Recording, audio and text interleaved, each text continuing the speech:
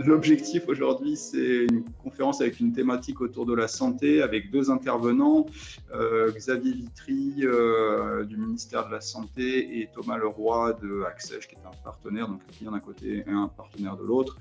Et les interventions commenceront à 9h30 pour moi, donc tout de suite, à 10h pour Xavier Vitry et à 10h45 pour Thomas Leroy. On va essayer de respecter ce planning-là, donc avec une fin prévue à 11h30 pour tout le monde. Donc je vais me présenter, moi je m'appelle Antoine Buat, je suis l'un des fondateurs de la société Digdash, je suis le dirigeant actuel et je vais vous faire une courte présentation avant de passer la main aux intervenants, ce qui est la partie qui va vous intéresser bien évidemment, mais le temps que tout le monde arrive, comme ça je vais pouvoir vous montrer un petit peu ce que fait Digdash avant de démarrer.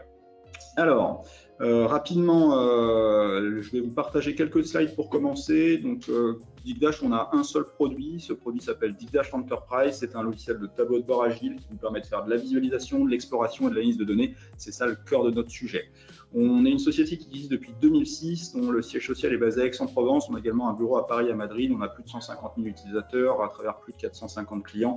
Les slides ne sont pas récents, remis à jour récemment, mais on a aussi participé à une enquête réalisée par le cabinet Bark, qui a été mise à jour en 2021. C'est pour ça que je vous le dis.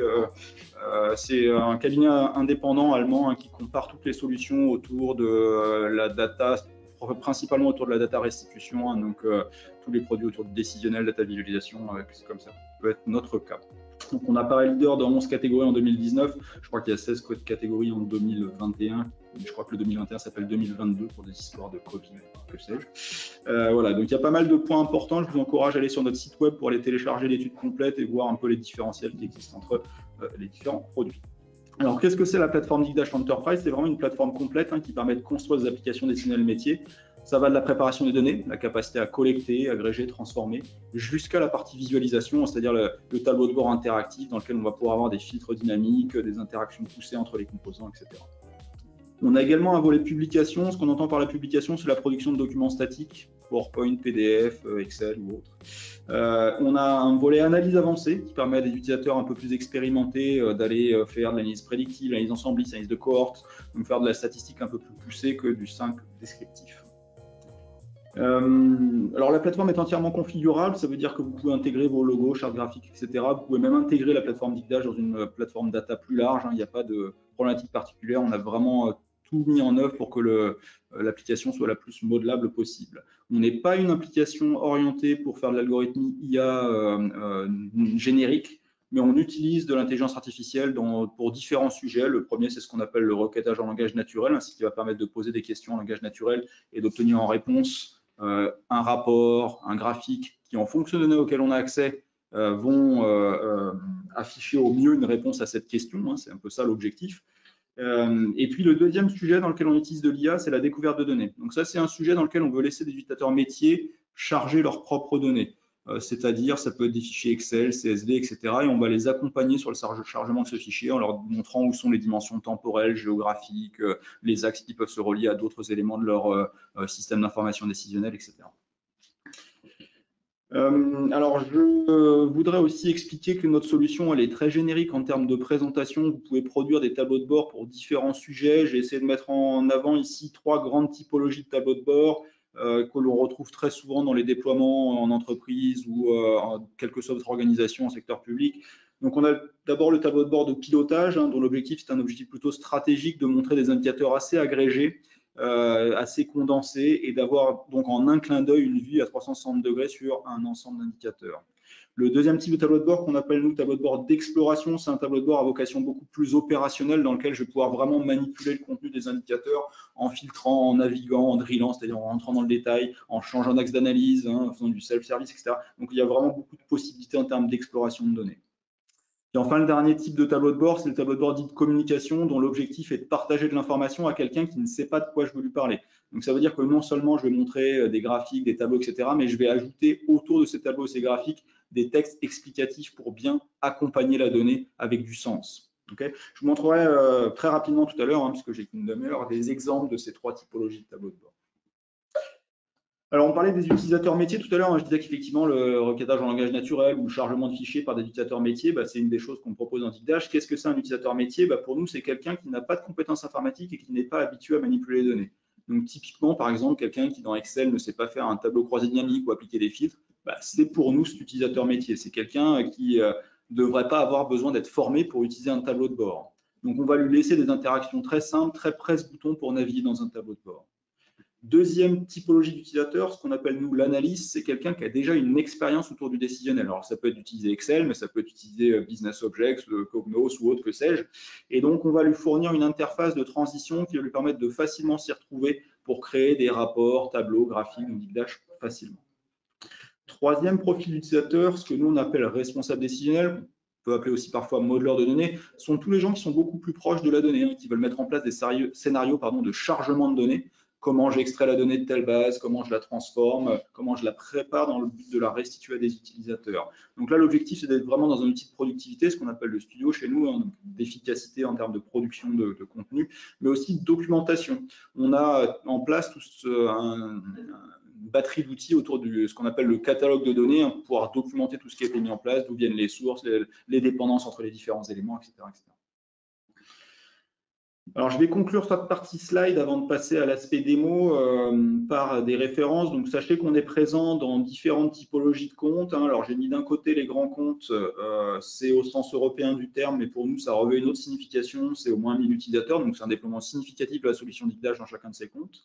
On est très présent également dans le secteur public à différents niveaux, hein, des ministères, des collectivités de toute taille, régions, départements, communautés de communes.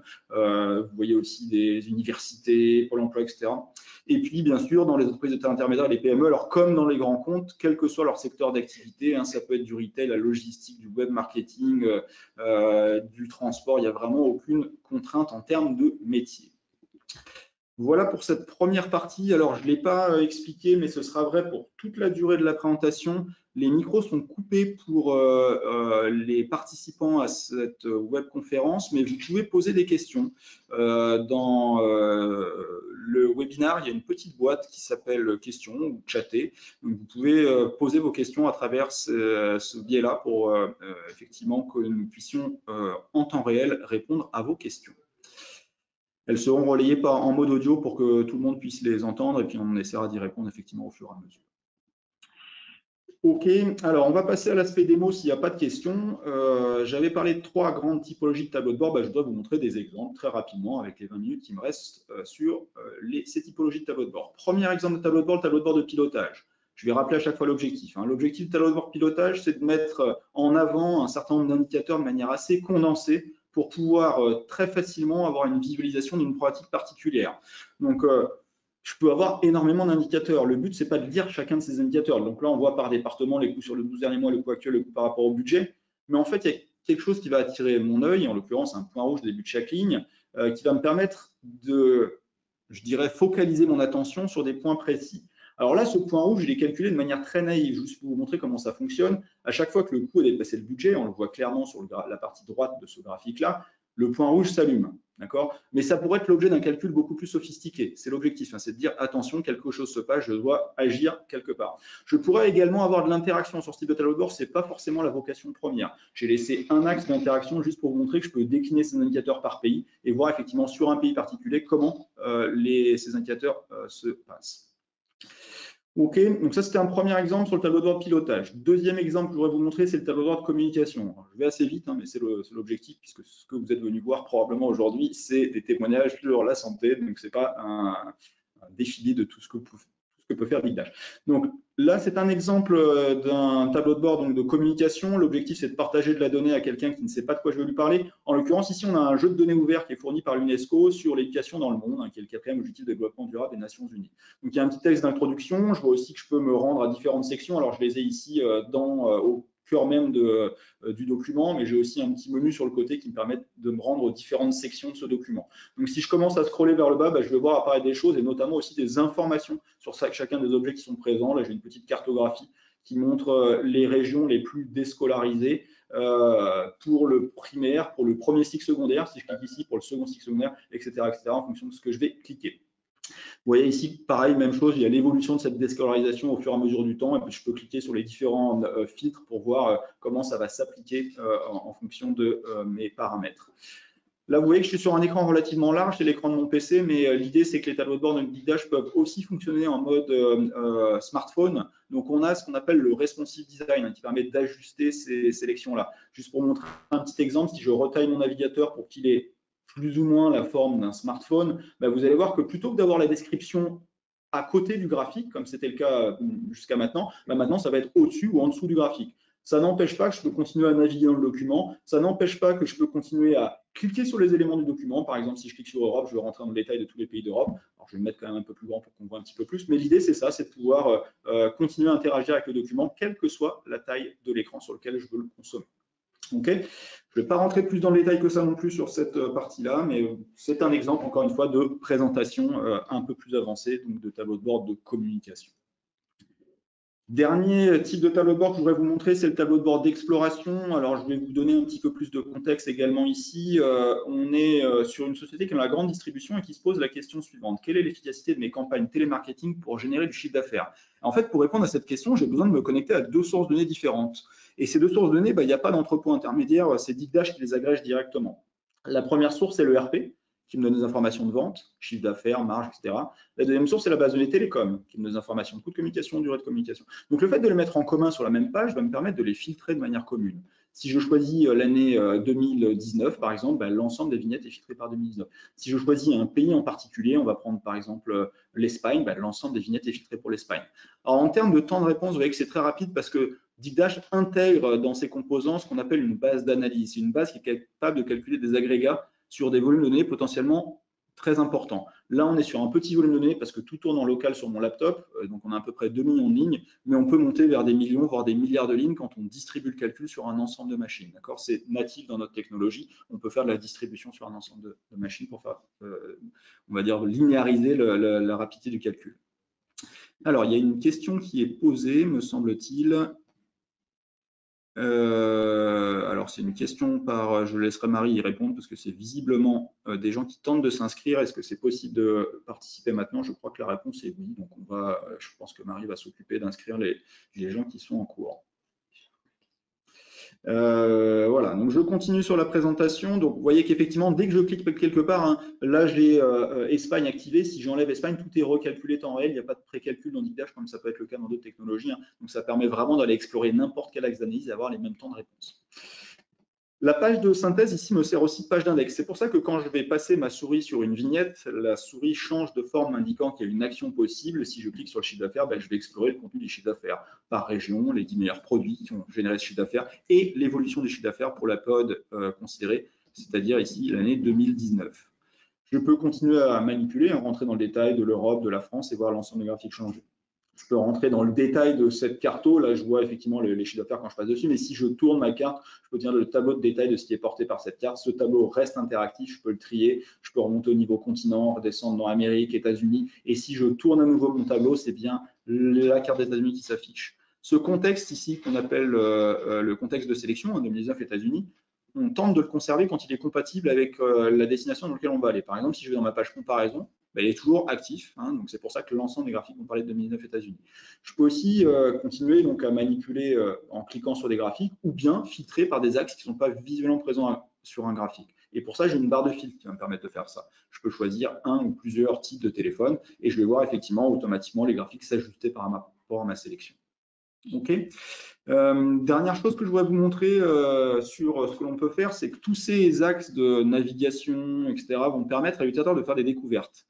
Quand ils vont faire des découvertes, l'objectif, c'est qu'ils vont vouloir les partager. Donc, on peut, dans Big Dash, très facilement exporter des pièces d'information. Si je veux prendre cette brique d'information et la sauvegarder en PDF, c'est très simple à faire. Le contenu de mon PDF, c'est quoi? C'est le contexte de sélection, qu'est-ce que j'ai filtré? Alors, je vais zoomer un peu pour que vous voyez mieux.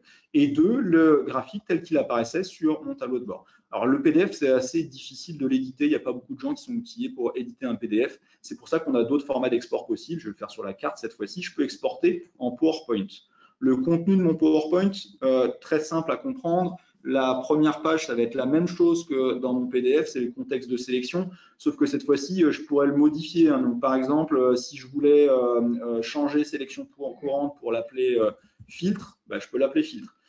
Si je veux ici changer coût de communication par région, je peux le faire aussi. Donc les textes sont modifiables, mais les graphiques aussi sont en mode vectoriel. Donc si je veux prendre la Californie, la mettre de côté pour y faire un commentaire particulier, c'est possible. Si je veux appliquer un style graphique pour m'intégrer dans une présentation existante, c'est possible aussi. Attention, on essaye de rester assez sobre dans la manière d'afficher les choses. On respecte ce qu'on va appeler les directives ou les recommandations des chercheurs autour de la représentation visuelle, des gens comme Edward Tufte, Jean Zelazny, Stefan Few. Je vous encourage à aller lire leurs livres qui sont très intéressants.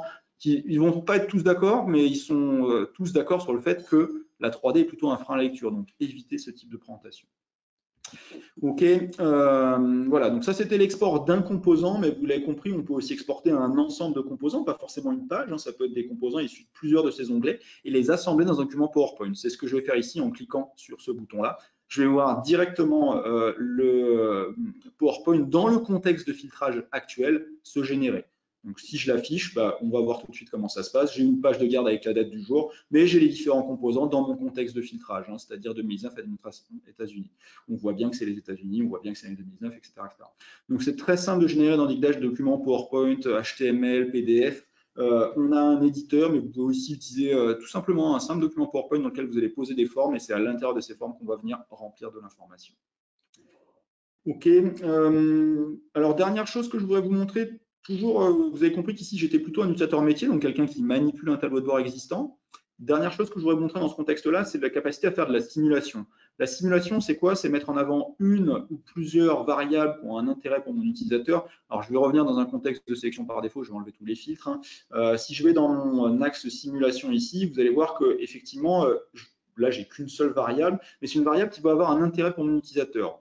On a imaginé que le prestataire de communication était basé aux États-Unis, donc nous facturait en dollars. Donc, le taux de change euro-dollar va avoir un impact sur mes coûts de communication. En l'occurrence, ici, si je fais varier mon taux de change euro-dollar, je vais voir directement le cours euro-dollar se séparer du coût de communication réel. Je peux rentrer dans le détail de 2019, du troisième trimestre 2019. J'aurais même pu filtrer sur un autre axe. Alors ici, vous avez vu que j'ai laissé des filtres dépliés ici, mais même des filtres d'autres pages. Sur la page comparaison, si je remonte en continent, je descends en France, la page simulation va récupérer ce filtrage-là. Et les éléments qu'on va voir apparaître ici, les filtrages de manière dépliée, vont me permettre de comprendre un petit peu mieux et d'appliquer plus facilement des filtres. Comprendre un peu mieux pourquoi? Parce que j'ai choisi la France, donc là, dans l'aspect géographique, je ne vois que des régions françaises. Si je choisis un type de téléphone en particulier, je vais voir les régions françaises qui ont consommé sur ce type de téléphone-là. Les autres sont grisés. Je vois aussi que c'est un téléphone de type voix sur IP. Donc, on voit directement, effectivement, les interactions entre les différentes axes de cette représentation graphique. Okay. Pareil, depuis ma boîte de fil, je peux enlever des choses sans changer d'axe d'analyse. Je veux rester par mois, mais je veux voir l'ensemble des mois. Très bien, je peux le faire. Je veux voir l'ensemble des pays, l'ensemble des téléphones. À n'importe quel moment, je peux faire varier mon taux de change euro-dollar et voir quel impact ça a sur ma représentation visuelle. Je pourrais changer aussi l'axe temporel pour me dire, je veux commencer au 1er janvier 2018 jusqu'à la fin de mes données, décembre 2020, pourquoi pas. Okay. Donc là, on était vraiment sur de l'utilisateur métier de base. Je voudrais vous montrer ce que peut faire maintenant un analyste. Donc l'analyste, c'est quelqu'un qui veut creuser un petit peu plus dans ses données. On va lui donner accès à ce genre de panneau-là. Alors là, c'est un exemple. J'ai un tableau existant avec des années et des coûts de communication, mais je peux venir enrichir, c'est ça qui est important, mes graphiques ou mes tableaux avec d'autres axes d'analyse. Donc par exemple, ici, si je voulais rajouter par pays, je peux le faire par glisser-déposer. 2018, pays et coût de communication. Si je veux rajouter un total par groupe de pays, c'est aussi simple, pareil, que de le faire en glisser-déposer ou de le faire en clic droit en fonction de vos habitudes de travail. Si vous venez d'outils comme MicroStrategy, vous avez peut-être plus l'habitude de faire du clic droit. Donc, tout est possible dans Digdash. Vous pouvez rajouter un total au début, comme ça, par exemple, il n'y a pas de problème. Vous pouvez rajouter d'autres mesures. Je vais prendre durée, par exemple, le mettre à côté de coût.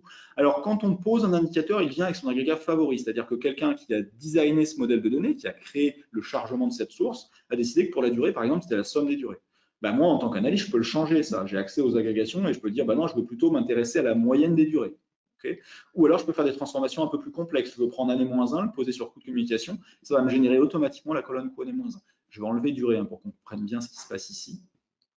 J'ai le coût d'un côté, le coût année-1 de l'autre, mais j'ai déjà les années dans mon tableau. Donc en diagonale, c'est la même information. 2019 Canada année-1 correspond à 2018 Canada année en cours. Mais je vais prendre qu'une seule année. Je vais prendre l'année 2020, je vais l'enlever de mon tableau. J'ai bien 2020 d'un côté, année-1, 2019 de l'autre. Je pourrais vouloir calculer un pourcentage de progression entre ces 2 années. C'est très simple, je pose pourcentage de progression ici, il va me faire le calcul automatiquement, c'est ce qu'on appelle une fonction prédéfinie. Si vous êtes un utilisateur plus expérimenté, vous pouvez aussi créer vos propres formules, même si c'est la même, le taux de progression, par exemple, si je voulais l'exprimer de manière arithmétique, c'est dire c'est le coût moins le coût n-1, alors c'est celui que je viens de créer en glisser-déposer, il est quand même disponible dans mon éditeur de formules, divisé par ce même coût n-1, et je vais y ajouter un format de nombre. Je vais choisir un pourcentage, mais avec 2 chiffres après la virgule. Donc on va voir que c'est le même résultat, mais avec un niveau de précision différent et avec un calcul effectué de manière différente. Ça ne pose pas de problème dans l'idage. Ici, on compare 2020, la sélection actuelle, à n-1, 2019. Le somme de 2020, c'est 8381. Si je rajoute 2019 à mon contexte, la première colonne à peu près doublé de taille parce que maintenant, c'est 2019 plus 2020. Par glissement n-1, je compare à 2008 plus 2019 et j'ai le pourcentage de progression entre ces 2 couples d'années. Et quel que soit l'axe que je rajoute, je vais rajouter par type de ligne ici, l'ensemble des calculs vont se régénérer automatiquement. Donc ça, c'est très bien, facile à utiliser pour un utilisateur quand même un peu expert. Quelqu'un d'un peu plus débutant, ça va être plus compliqué pour lui. Donc on a une autre proposition pour la personne un peu plus débutante, c'est le requêtage en langage naturel. C'est tout simplement de poser ma question, par exemple, je voudrais voir les coûts par type de ligne, et là, ça va aller interroger les différentes sources auxquelles j'ai accès et me générer le graphique le plus approprié pour représenter ça. Ce n'est pas un graphique que j'ai préparé en avance, c'est vraiment quelque chose qui est généré par le système en fonction d'un certain nombre de paramètres. Il a conservé mon contexte de filtrage 2019-2020, mais il m'a généré un graphique en barre parce qu'il a trouvé que le type de ligne était une hiérarchie sur une dimension discrète. Et la meilleure manière de comparer des éléments d'une dimension discrète, c'est un graphique en barre. D'accord ? Alors, je suis à peu près entre 5000 et 6000 ici parce que je suis filtré par 2019-2020. Si j'enlève mon filtre, on voit que ça a changé effectivement l'axe ici. Je peux rentrer dans le détail des téléphones mobiles, je peux rentrer en arrière, etc. Je pourrais changer ça et dire, je voudrais voir plutôt les coûts par année. Cette fois-ci, l'année, ça fait partie de l'axe temporel qui est une dimension continue. Donc, pour représenter cette continuité, c'est le graphique en courbe qui est le plus adapté. Pareil, je peux rentrer dans le détail ici de l'information. Si je demande les coûts par année et par type de ligne, pourquoi pas, cette fois-ci, il va me proposer un tableau croisé avec la même interactivité. Je peux rentrer dans l'un ou l'autre de ces axes, remonter dans le sens inverse, il n'y a vraiment aucune contrainte. Je peux même imposer un style de restitution, je vais voir ça en graphique en colonne et je vais voir cette information sous forme de graphique en colonne. Je peux aussi dire, tiens, par exemple, je voudrais voir le coût pour le Canada, tout simplement. Bon, on va le taper ici, je veux voir le coût pour le Canada. Et le système comprend que le Canada fait partie de l'axe géographique et qu'un bon moyen de présenter l'axe géographique, c'est une carte. Donc, on peut présenter ce type de choses-là. OK. Alors, je vais ici, on est plutôt en mode ce qu'on appelle analyse ad hoc. Je me pose une question qui est probablement jetable. En fait, j'aurais pu la sauvegarder pour y revenir plus tard. Mais si je veux vraiment y revenir de manière fréquente, je vais plutôt passer par l'éditeur de tableau de bord. L'éditeur de tableau de bord, c'est quoi? C'est quelque chose dans lequel je peux construire mes propres pages, soit en assemblant des choses qui ont déjà été créées par d'autres personnes. Par exemple, ici, je vais prendre chiffre d'affaires par région, je le positionne ici. Je vais rajouter, je peux chercher dans cette bibliothèque d'objets qui a été créée par d'autres. Je vais rajouter quelque chose qui concerne la corrélation. Donc, je commence à taper un début de mot, ils vont voir qu'il me filtre l'ensemble de la bibliothèque. Donc, je vais prendre ici la corrélation entre temps de communication et qualité et je vais voir effectivement, je vais le positionner à côté du graphique existant. Je peux venir arranger des choses qui ne sont pas du tout du même domaine. Par exemple, ici, si je veux positionner une carte OpenStreetMap avec la position des mairies à Paris, pourquoi pas? Donc, je ne vous encourage pas nécessairement à faire ce genre de choses-là, mais en tout cas, sachez que vous pouvez effectivement réaliser dans vos propres pages un peu ce que vous voulez, il n'y a pas de contrainte particulière. Je peux ensuite activer le filtrage comme je le souhaite, si je filtre ici, ça va filtrer l'autre, etc. Alors, je voudrais aller un cran plus loin. On a juste assemblé des graphiques existants. Je vais maintenant charger une source donnée et vous montrer comment, en tant qu'utilisateur métier, je peux charger ma propre source. On a ce qu'on appelle l'assistant de création de tableau de bord. Donc, on ne se connecte pas vers des bases de données, on s'adresse à un utilisateur métier ici. On verra tout à l'heure dans le studio qu'on peut le faire. D'ailleurs, on ne le verra pas pendant cette présentation, vous irez dans un webinaire plus avancé si vous souhaitez. Mais l'idée, c'est ici, je m'adresse à un utilisateur métier qui veut charger ses propres fichiers, Excel, CSV ou autre. Donc, je vais sélectionner un fichier qui est sur mon PC. Je vais prendre effectivement sur mon bureau un fichier Excel en français. C'est un fichier qui fait à peu près 6 mégas. Il a plusieurs onglets. Je vais choisir effectivement cet onglet-là. Il va faire une analyse sémantique. Il va essayer de comprendre de quoi ça parle. Là, il l'a trouvé avec une note de 5 sur 5. Ça parle de vente au détail. Je vais aller dans l'édition du modèle de données pour voir ce que contient ce fichier-là. Il y avait des dates, des régions magasins, des produits, des familles de produits, un certain nombre d'indicateurs, le nombre d'articles, c'est à la marque, etc. Donc, vous voyez que les dates, il n'y a pas de découpage entre les mois, les années, etc. C'est vraiment une date. La région magasin n'est pas rattachée ni à un pays ni à un continent. Pourquoi je vous dis ça? Parce que DeepDash va être capable, et si on va dans configurer le modèle de données, va être capable de reconnaître que c'est une dimension temporelle et reconnaître que c'est une dimension géographique. Donc, on va me réaccrocher le reste de la hiérarchie pour que je puisse faire de la navigation directement. J'ai changé aucun paramètre ici. Donc, je clique sur valider la configuration, mais je n'avais même pas besoin de passer dans l'éditeur sur la valeur éditée, le modèle de données. Si je clique sur vente au détail et continuer, ce sera donc mon deuxième clic, il va me générer automatiquement un certain nombre de représentations visuelles. Je peux en générer d'autres, mais je vais rester là-dessus. Je vais cliquer sur mon troisième clic sur terminer et construire. Donc en fait, en 3 clics, on peut partir. Ah mince, je ne sais pas les données chargées, bon, c'est pas grave. J'avais oublié que ma version de Digdash n'était pas à jour. Bon, l'idée, c'est que normalement, ça vous produit ici un document. Bah, je vais en profiter pour passer par le studio parce que j'ai une version du studio qui est décalée et j'ai oublié de la changer hier. Le studio, donc, c'est l'endroit où on va permettre aux utilisateurs d'aller plus loin sur le chargement de sources complexes, sur la production d'indicateurs complexes. Donc, c'est un environnement qui s'adresse à des gens un petit peu plus avancés, je dirais, que l'environnement qu'on a vu jusqu'à maintenant. Donc, tout ce qui a été créé dans notre environnement, donc on va le voir ici, effectivement, je peux éditer ma source donnée. On va voir qu'effectivement, c'est là que j'ai un conflit entre différentes choses, mais ce n'est pas grave. Je vais cliquer sur terminer et je vais cliquer sur synchroniser. Et c'est juste vraiment un petit conflit de base parce que dès que je vais retourner ici et que je vais rafraîchir mon tableau de bord, on va voir effectivement ce qu'il nous a produit. Il nous a produit une page avec d'un côté les produits par région, les 5 meilleurs produits, une page avec les indicateurs clés, la cartographie des ventes, l'évolution des ventes par année, le chiffre d'affaires global. Je peux continuer à enrichir ce tableau de bord. Ce qui m'a proposé par défaut, c'est juste une suggestion. Il ne m'a rien mis sur la marge, bah pourquoi pas créer une nouvelle page sur la marge. Et là, je vais rentrer à nouveau en création de graphique. Soit je suis assez compétent et je peux choisir le graphique qui m'intéresse, soit je vais me laisser guider par les propositions que nous fait le logiciel. Il me propose une analyse de tendance parce qu'il a trouvé qu'il y avait un axe temporel. À moi de choisir l'indicateur qui m'intéresse. Je prends la marge, je clique sur plus et c'est suffisant pour créer un graphique. Vous voyez que vraiment, en très peu de clics, je peux créer du contenu. Pareil sur l'axe géographique, c'est aussi simple que ça. Je choisis la marge, je clique sur plus et il va me montrer la marge par région magasin. Donc, il n'y a vraiment pas de difficulté pour créer ce type de représentation en conservant l'interactivité qu'on a vu jusqu'à maintenant. On va le voir dans un instant. Alors, vous avez peut-être remarqué, il y a des petites lignes bleues qui viennent se créer pour aligner les composants directement. Donc, je peux positionner aussi des éléments additionnels comme du filtrage ou une boîte de recherche sur les données et avoir donc un tableau de bord très interactif en quelques clics. Je vais passer dans la vue de ce tableau de bord. Là, j'étais en création. La vue, on va le voir directement. Je peux naviguer dans l'axe temporel, bien sûr, choisir une année. Je peux naviguer dans l'axe géographique. Je peux venir naviguer dans la recherche de données ici. Je veux chercher quelque chose qui contient BA, par exemple un baladeur. En plus de mon baladeur, je voudrais voir un téléphone mobile et on va voir que l'ensemble des autres composants vont s'ajuster à cette sélection. Voilà, donc c'était une petite démonstration rapide de ce que peut faire Digdash. Je vais laisser parler nos intervenants. S'il y a des questions, n'hésitez pas à les poser. Alors, je suis un peu surpris, moi je ne vois que dans le chatter. D'habitude, il y a une boîte questions. Je ne sais pas si tu as accès à la boîte questions, Marie, du coup, donc si tu peux nous relayer des questions s'il y en a. Il n'y en a pas donc. Ok, donc pour l'instant, il n'y a pas de questions. N'hésitez pas à poser vos questions si vous en avez. Bon, le cœur du sujet, c'est quand même le témoignage de nos intervenants aujourd'hui. Et visiblement, il n'y a pas de questions. Donc, je vais laisser Marie passer la main à Xavier Vitry qui va se présenter. Je pense que tu peux switcher dès maintenant, Marie. Merci à tous.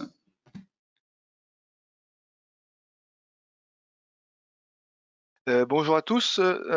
Donc effectivement, je vais vous montrer l'usage qu'on a pu faire de Digdash, entre autres, pendant la période qui nous préoccupe de données Covid. Alors je vais commencer par me présenter. Alors, est-ce que ça fonctionne? Voilà.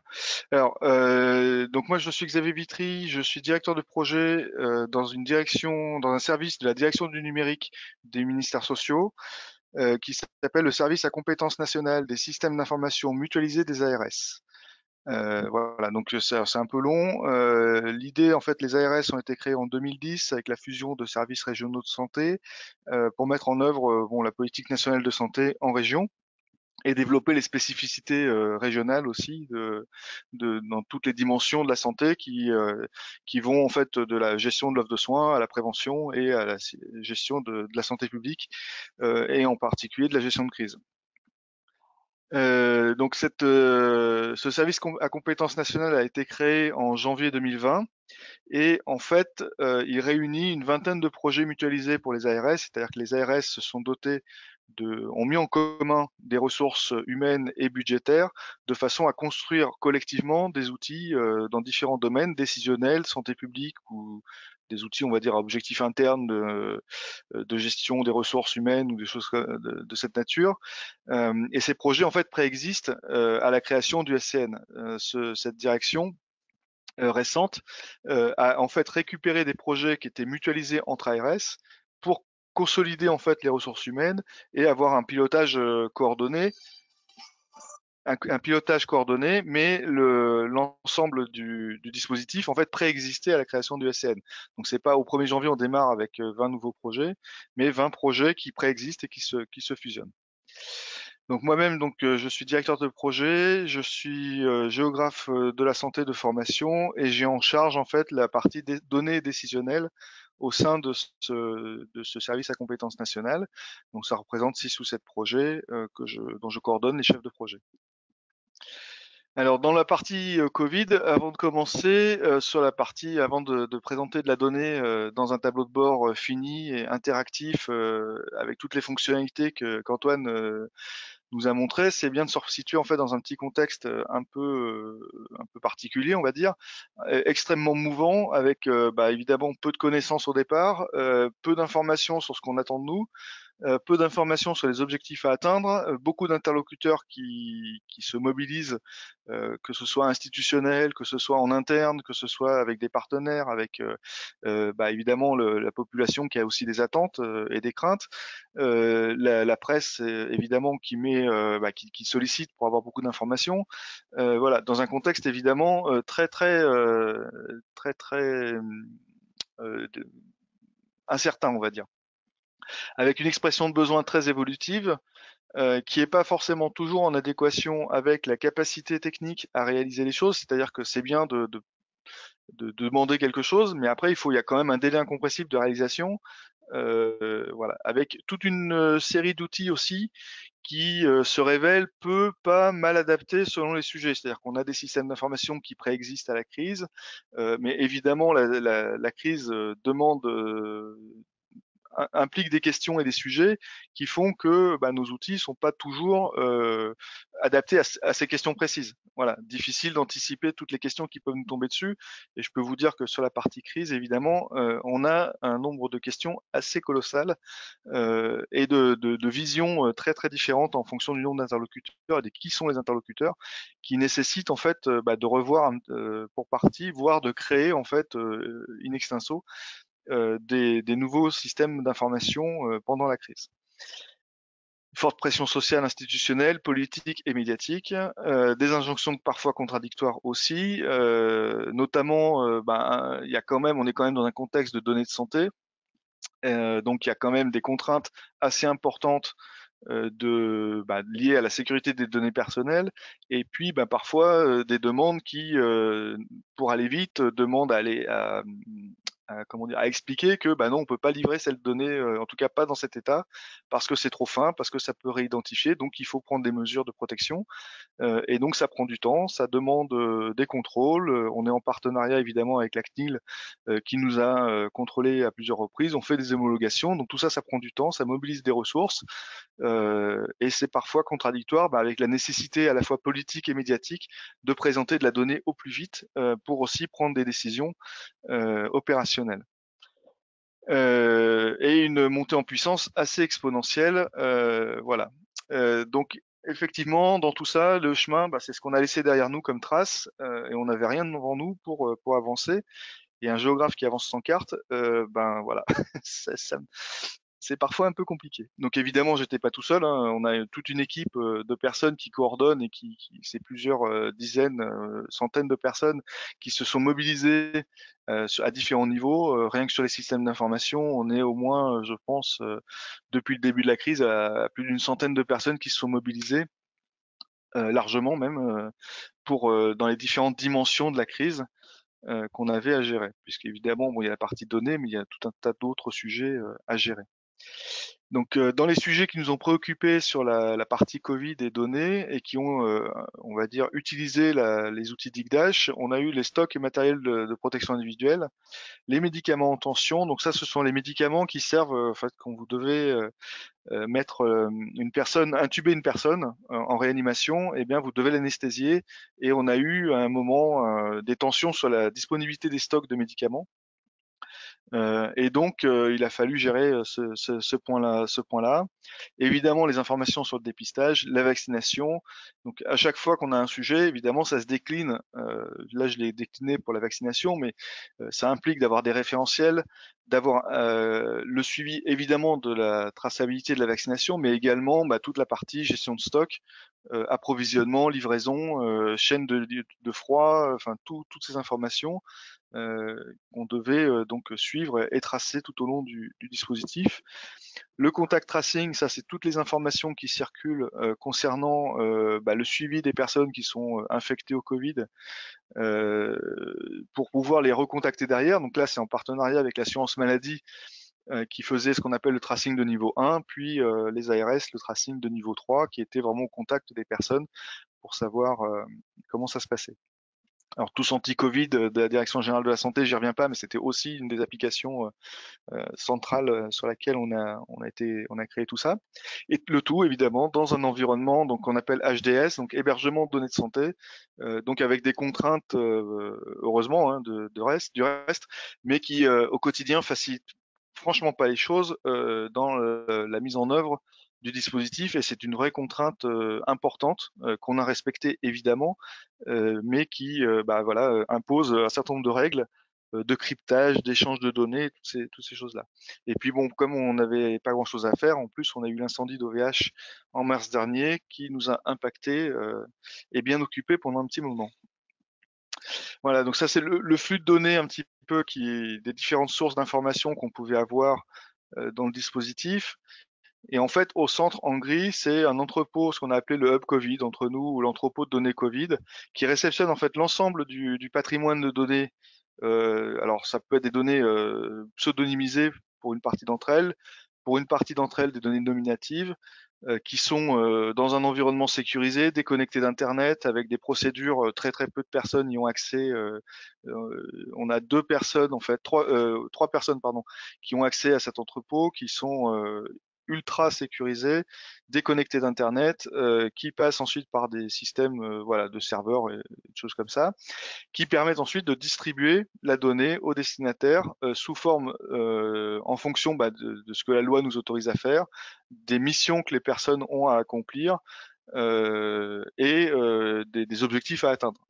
Voilà, donc évidemment tout le monde n'a pas accès à tout. Les échanges sont tous scriptés, sécurisés, et chacun ne voit que ce qu'il a besoin d'en connaître, on va dire.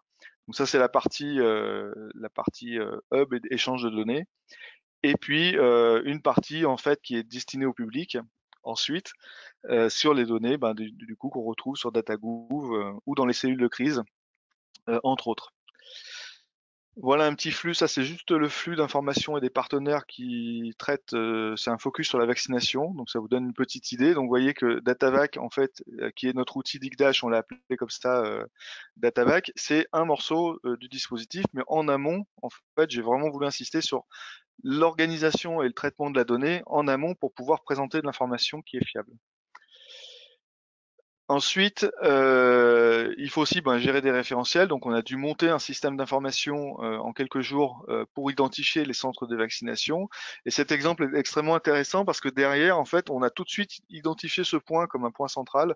C'est-à-dire qu'on a créé alors c'est un petit formulaire qui casse pas des briques, mais qui surtout a été mis immédiatement à disposition de tout le monde via DataGouv et qui du coup a servi de référentiel central sur les centres de vaccination.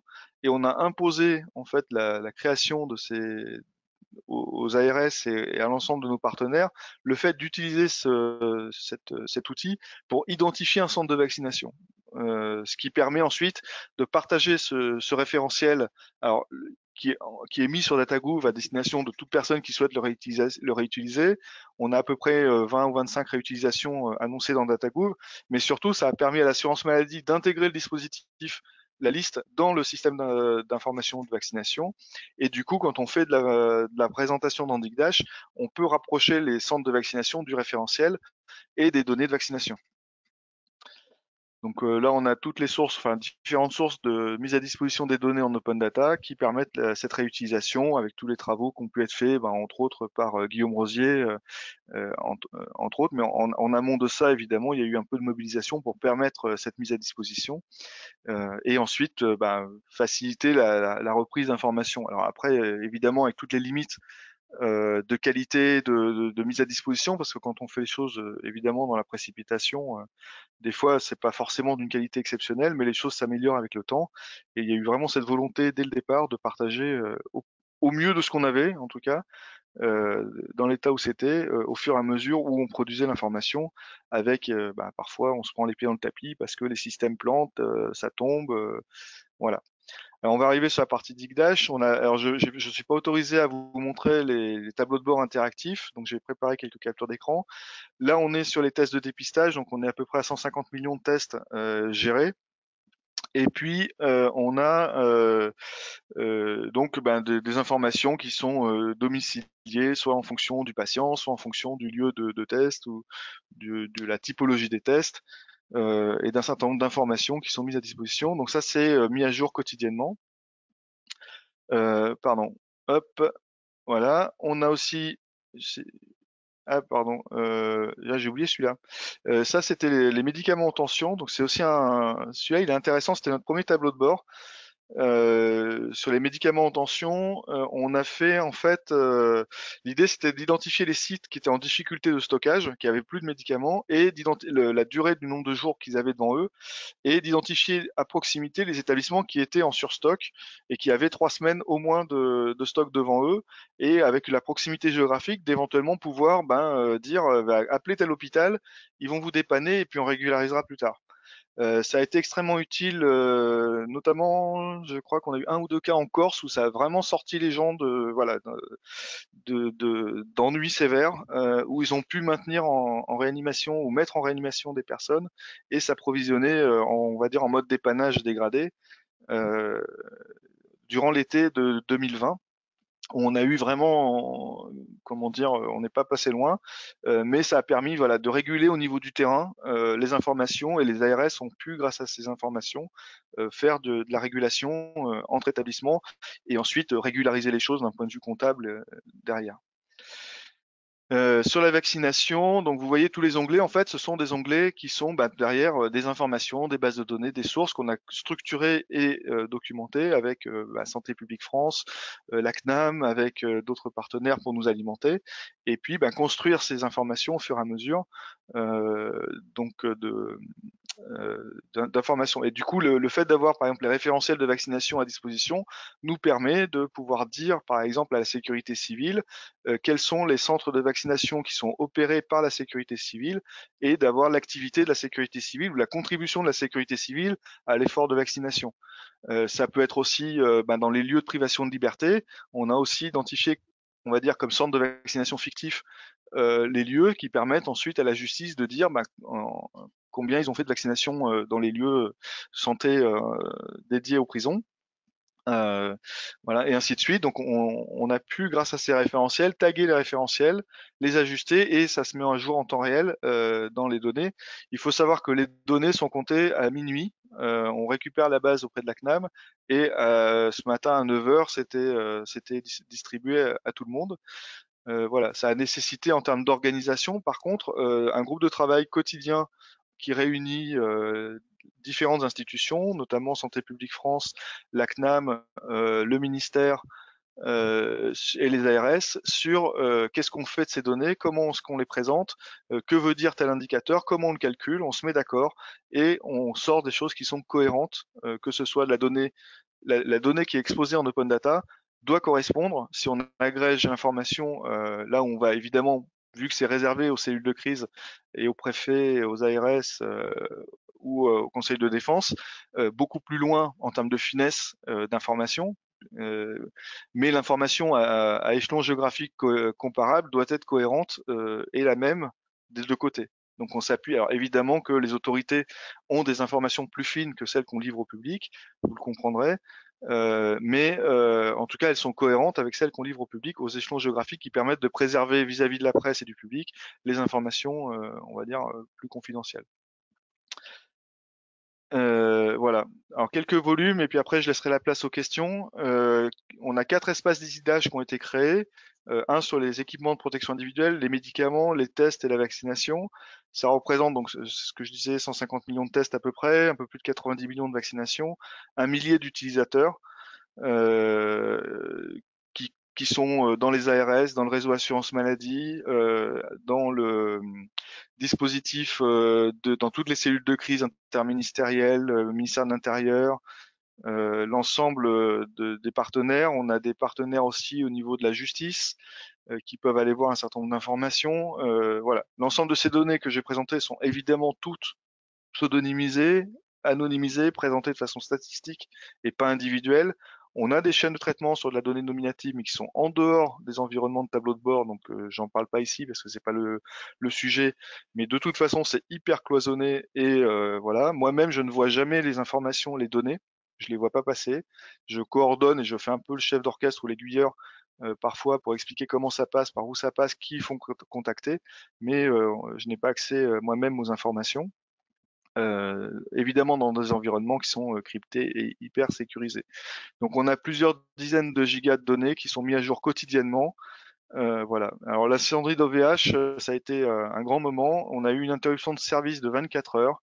Et en 24 heures, grâce à l'intervention des équipes de DigDash et de nos autres partenaires qui hébergent les infrastructures, on a pu remonter le dispositif entièrement et rétablir le service en moins de 24 heures, ce qui, compte tenu de la difficulté qu'on a eue à ce moment-là, était quand même, et de la façon dont on était occupé, était une sacrée gageure. Voilà. Évidemment, tout est hébergé en France et respecte la réglementation française en vigueur.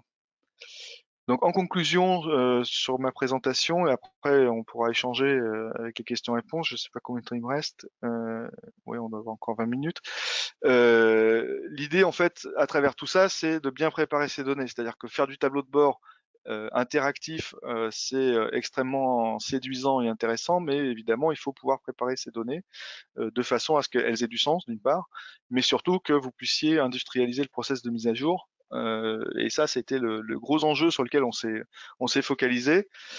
Donc en amont, c'est connaître ou construire des systèmes d'information métiers qui sont prêts à faire de la statistique, c'est-à-dire anticiper le besoin, la dimension statistique dans la construction de son système métier.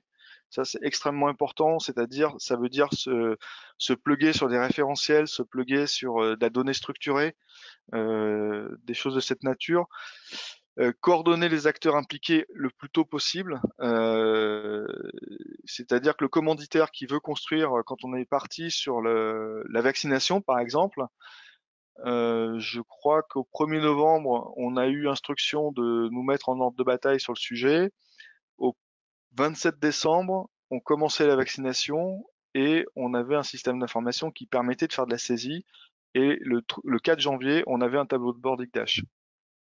Donc pour ça, ça veut dire qu'il faut paralléliser énormément d'actions et surtout coordonner un nombre d'acteurs assez conséquent de façon à proposer, à prendre en compte le plus en amont possible les problématiques qui vont arriver le plus tard possible. Parce qu'il y a des problématiques dans DigDash pour présenter la donnée.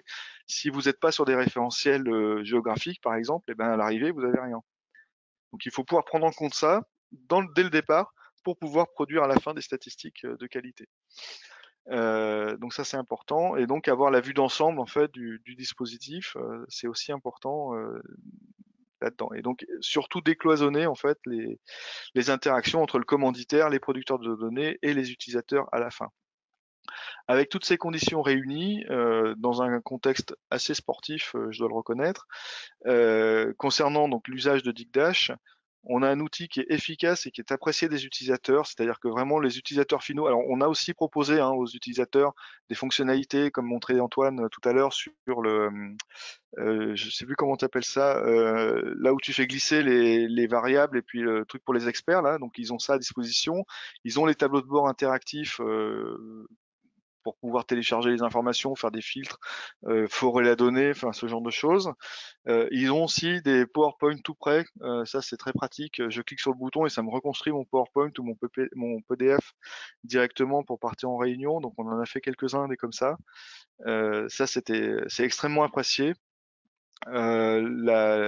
Le rafraîchissement des données, évidemment, hein, derrière, est extrêmement attendu. C'est-à-dire que on n'a même plus besoin de faire du monitoring de l'outil pour savoir si ça marche ou si ça marche pas, hein. On a tellement de monde qui attend que à 9h30 ou 10h, si c'est pas à jour, ou si ça mouline, on a quelqu'un qui nous le signale parce que bah, il y a quelqu'un qui attend.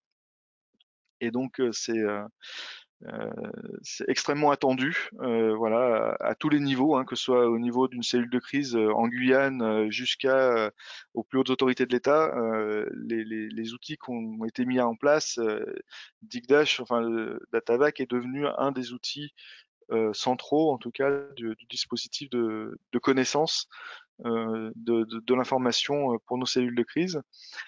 La prise en main, alors pour les administrateurs, les personnes qui construisent les tableaux de bord, au début, on est parti avec une personne au ministère qui était un expert. Enfin, on avait d'autres tableaux de bord qui fonctionnaient déjà avec des personnes qui étaient plutôt à l'aise avec l'outil d'un point de vue administrateur. Et ça s'est plutôt bien passé pour démarrer le premier tableau de bord. On a formé une dizaine de personnes pendant la crise qui ont pu initier des tableaux de bord. Par contre, vu la demande, l'ampleur du projet et le dispositif qui a été mis en place et toutes les demandes qu'on avait par ailleurs, on avait comment dire, une problématique de montée en puissance de compétences. Et donc, on a fait appel à l'équipe Digdash pour nous appuyer et développer à notre place. Parce que, bah, à un moment, ils font en 5 minutes ce qui va nous prendre 2h30 à comprendre. Parce que bah, il y a plein d'astuces, il y a plein de trucs cachés, il y a plein de fonctionnalités bah, qu'on découvre au fur et à mesure parce que bah, voilà, bah, quand on commence et puis on n'a pas forcément le niveau d'expertise que peut avoir Antoine ou ses équipes. Et donc, bah, on a eu effectivement cette complexité et cet appui immédiat de l'équipe là-dessus. Des contraintes de volume, ça je pense qu'Antoine maîtrise bien le sujet maintenant, de fréquence de mise à jour. Je pense qu'on a poussé l'outil dans ses retranchements. Et ce matin, on était à jour à 9h30, quoi. Donc, ça s'est pas fait tout seul, ça s'est pas fait sans problème, c'est clair, hein, faut pas se le cacher. Mais ça s'est fait. Il y a eu des ratés, on est remonté sur le cheval et le cheval il tient toujours. Et ça, c'est plutôt appréciable. Voilà, et je pense que vu les volumes et l'exigence de mise à jour, de disponibilité du service, voilà, c'est plutôt satisfaisant. Et puis c'est l'occasion aussi bah, de remercier ici les équipes Digdash pour leur mobilisation, leur disponibilité, leur réactivité, parce que franchement, je pense qu'on n'aurait jamais pu monter un dispositif de cette nature avec des tableaux de bord aussi complexes et aussi nombreux, avec des évolutions quasi quotidiennes, des demandes d'évolution, de correction, d'interrogation, de mise en cohérence quotidienne, voire multi-quotidienne, plusieurs fois par jour, sans l'aide des équipes de Digdash et leur disponibilité. Donc bah, c'est l'occasion de remercier toute l'équipe. Voilà pour ma présentation. Je ne sais pas s'il y a des questions. Voilà. Est-ce que vous avez des questions? Merci en tout cas merci pour la présentation. Voilà. Tu me sont mariés jusque-là. Après, je peux en parler pendant des heures, hein, mais je pense que c'est mieux s'il y a des questions. Ouais. Merci beaucoup en tout cas pour cette intervention. C'est vrai que bah, tu parlais de repousser les limites de l'outil, hein. C'est vrai qu'on est sur des volumes de données en chargement quotidien et parfois non incrémental parce que c'est compliqué, il y a beaucoup de retours en arrière. Xavier n'a pas précisé effectivement toute la complexité des données qui sont gérées, mais il y a du tagage sur les données qui est fait et donc on peut revenir sur 100 millions de lignes qui ont changé en une journée. Donc on est sur des… Alors ça dépend des domaines, hein. Par exemple sur CIDEP, on a réussi à faire de l'alimentation incrémentale parce que c'était possible, mais dans d'autres domaines, effectivement sur la vaccination, il y a plein de choses qui sont rajoutées pas forcément au même moment, donc on a des volumes de données importants et mises à jour tous les jours. Effectivement, on récupère les 100 millions de vaccinations et on les réintègre. Donc ça fait que, et comme il doit y avoir une disponibilité de taux, ça fait qu'on essaie effectivement d'améliorer les processus de chargement pour avoir cette disponibilité le plus tôt possible. Merci de le rappeler, Xavier, c'était très intéressant. Alors, je ne sais pas s'il y a des questions, Marie, je te laisse peut-être relayer quelques questions en mode audio, comme ça, Xavier peut y répondre directement. Alors, la première question, c'est quand vous dites préparation des données, vous pouvez détailler un peu plus ce que cela implique comme étape de travail? Oui, ben, alors la préparation des données, c'est par exemple, ça va être, on va récupérer la donnée, par exemple, si je prends l'exemple de la vaccination, bah, les médecins, enfin les personnels qui font la saisie dans les centres de vaccination, enfin sur les lieux de vaccination, qui font la saisie de la vaccination, vont répondre à un certain nombre de choses par rapport aux cases à cocher ou aux informations qu'ils vont faire. On a aussi des robots, par exemple, qui intègrent de la donnée. Et donc, on a une étape, en fait, dans la chaîne de production. On reçoit de la CNAM des informations tous les jours et on a des règles de traitement, enfin ce qu'on appelle des règles de gestion qui permettent de remettre d'équerre les données. C'est-à-dire que dans la saisie qui est faite par les médecins, des fois, c'est pas très cohérent. On a des robots qui nous envoient des informations avec des dates pas cohérentes, avec des choses, voilà. Donc, alors, on ne modifie pas la donnée source, on préserve la donnée telle qu'elle est saisie par les professionnels, mais on fait des traitements automatisés qui permettent de recaler les données pour qu'elles soient accessibles d'un point de vue statistique. C'est-à-dire que parfois, on va regrouper des catégories, on va dire que, par exemple, si vous avez là le dernier exemple en date, c'est comment est-ce qu'on calcule un rappel. On peut faire une troisième injection, par exemple, pour les personnes qui font un rappel, mais on peut aussi faire une troisième injection pour des personnes qui sont immunodéprimées. Donc, les personnes immunodéprimées vont avoir un délai de réalisation des vaccinations qui est inférieur à X jours, alors qu'un rappel, la troisième vaccination doit avoir lieu au moins 180 jours après la seconde injection. Donc du coup, en prenant ces règles de gestion, ça nous permet en gros de taguer les données pour dire que c'est du rappel ou c'est du médical, et donc de pouvoir ensuite présenter la donnée dans Datavac ou auprès de nos partenaires, avec juste cette information médicale ou rappel, ce qui permet de simplifier le traitement et d'éviter que chacun décide, par exemple, de la borne de nombre de jours qu'il veut utiliser. C'est ça où on a ce groupe de travail qui était quotidien au début et qui maintenant est hebdomadaire, où on se met d'accord pour dire qu'on considère un rappel quand on a X jours entre la deuxième dose et la troisième dose. En dessous, on considère que c'est médical. Au-dessus, on considère que c'est un rappel de vaccination. Et donc ça, en fait, il y a plein de sujets sur lesquels on se met d'accord sur la définition de l'indicateur. Qu'est-ce qu'on croise comme variable pour dire que, voilà, par exemple, vous avez un cycle vaccinal terminé, ça peut être avec une dose ou deux doses, en fonction de si vous avez eu un Covid ou non. Donc ça, pour les repérer dans la base de données, on se met d'accord, on définit des règles, on fait tourner ces règles sur la base de données, ça nous rajoute des variables, et ce sont ces variables-là qu'on met en valeur. Et du coup, tous les partenaires qui exploitent ces données le font de la même façon. Voilà, c'est ça, préparer les données, entre autres. Et puis, par exemple, sur les centres de vaccination, le référentiel des centres de vaccination, il n'existait pas au 15 décembre, ça n'existait pas. Et au 4 janvier, il était opérationnel. Donc, il a fallu créer un système qui fait qu'on a un référentiel unique des centres de vaccination qui permet justement de rapprocher les informations de vaccination et de dire au chef de centre de vaccination combien il a fait de vaccination et lui donner quelques détails d'information, ce qui nous permet, nous, de suivre d'un point de vue logistique, par exemple, l'approvisionnement des centres de vaccination. Voilà. Donc si vous construisez, il faut vraiment construire, toiletter ces données, construire ces référentiels, et c'est tout ça qu'il faut prévoir en amont, quoi, et bien anticiper. Et là, juste pour information et compléter ce que dit Xavier, la donnée étant distribuée à autre chose que Digdash, elle est préparée un maximum en amont. Il y a des choses qui sont dans Digdash, des calculs qui ne peuvent se faire que dans Digdash, bien évidemment, sur le calcul, les calculs sont dynamiques par rapport au défiltrage, mais les données sont préparées un maximum et nettoyées un maximum en amont de l'alimentation de Digdash parce qu'elles sont aussi distribuées à d'autres partenaires. Ce qui était important, ouais.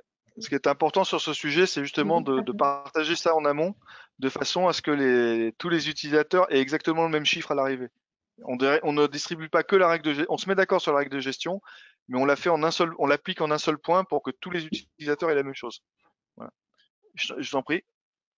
Alors, il y avait une autre question, Marie, je te laisse la relayer peut-être. Oui, La pseudonymisation est une sécurité suffisante, voire les technologies d'IA qui permettent de remonter aux personnes. Pourquoi ne pas avoir mis en place les technologies plus avancées de confidentialité différentielle? Alors, c'est une Alors, question un peu tech, je ne sais pas si tu peux ouais, répondre, Xavier. je vais pas répondre sur la partie technique parce que là, j'ai pas de compétences sur le sujet. La pseudonymisation, elle est faite à partir, ça a été validé alors déjà par la CNIL et les autorités de l'ANSSI qui ont validé le process. On a, c'est le nom, le prénom, la date de naissance, le genre, qui sont concaténés. Il y a une chaîne de traitement qui permet de toiletter un peu, enlever les caractères spéciaux, enlever les espaces, des choses comme ça. Et ensuite, ça passe dans une chaîne de traitement et ça nous sort un pseudo à 64 caractères. Alors après, est-ce qu'on peut le craquer ou pas? Là, j'avoue que j'ai aucune compétence sur le sujet. Mais en tout cas, ça a été validé par nos autorités et par la CNIL. Voilà, et c'est le process qui a été choisi. Après, je ne saurais pas dire pourquoi, puisque c'est dans les process amont, c'est-à-dire que c'est au niveau de la production des systèmes d'information métier où ils ont fait ces choix-là. Mais c'est en amont de ce que nous on reçoit ça en fait. Donc on fait avec. Mais pourquoi ils ont choisi ça? Voilà, je sais à peu près un petit peu comment ça fonctionne, quels sont les critères et ce qui a été choisi. Mais ensuite, qu'est-ce que le niveau de sécurité? Là, je ne saurais pas répondre. Je n'ai pas d'informations non plus à apporter là-dessus, parce que effectivement, c'est très en amont de Digdash, mais c'est vrai que c'est un algorithme C'est qui en est amont du associé. ministère en Ouais, fait, hein. C'est c'est vraiment des certainement. choix qui sont arbitrés au niveau producteur. Et là, donc là pour la vaccination par exemple, c'est la CNAM qui produit.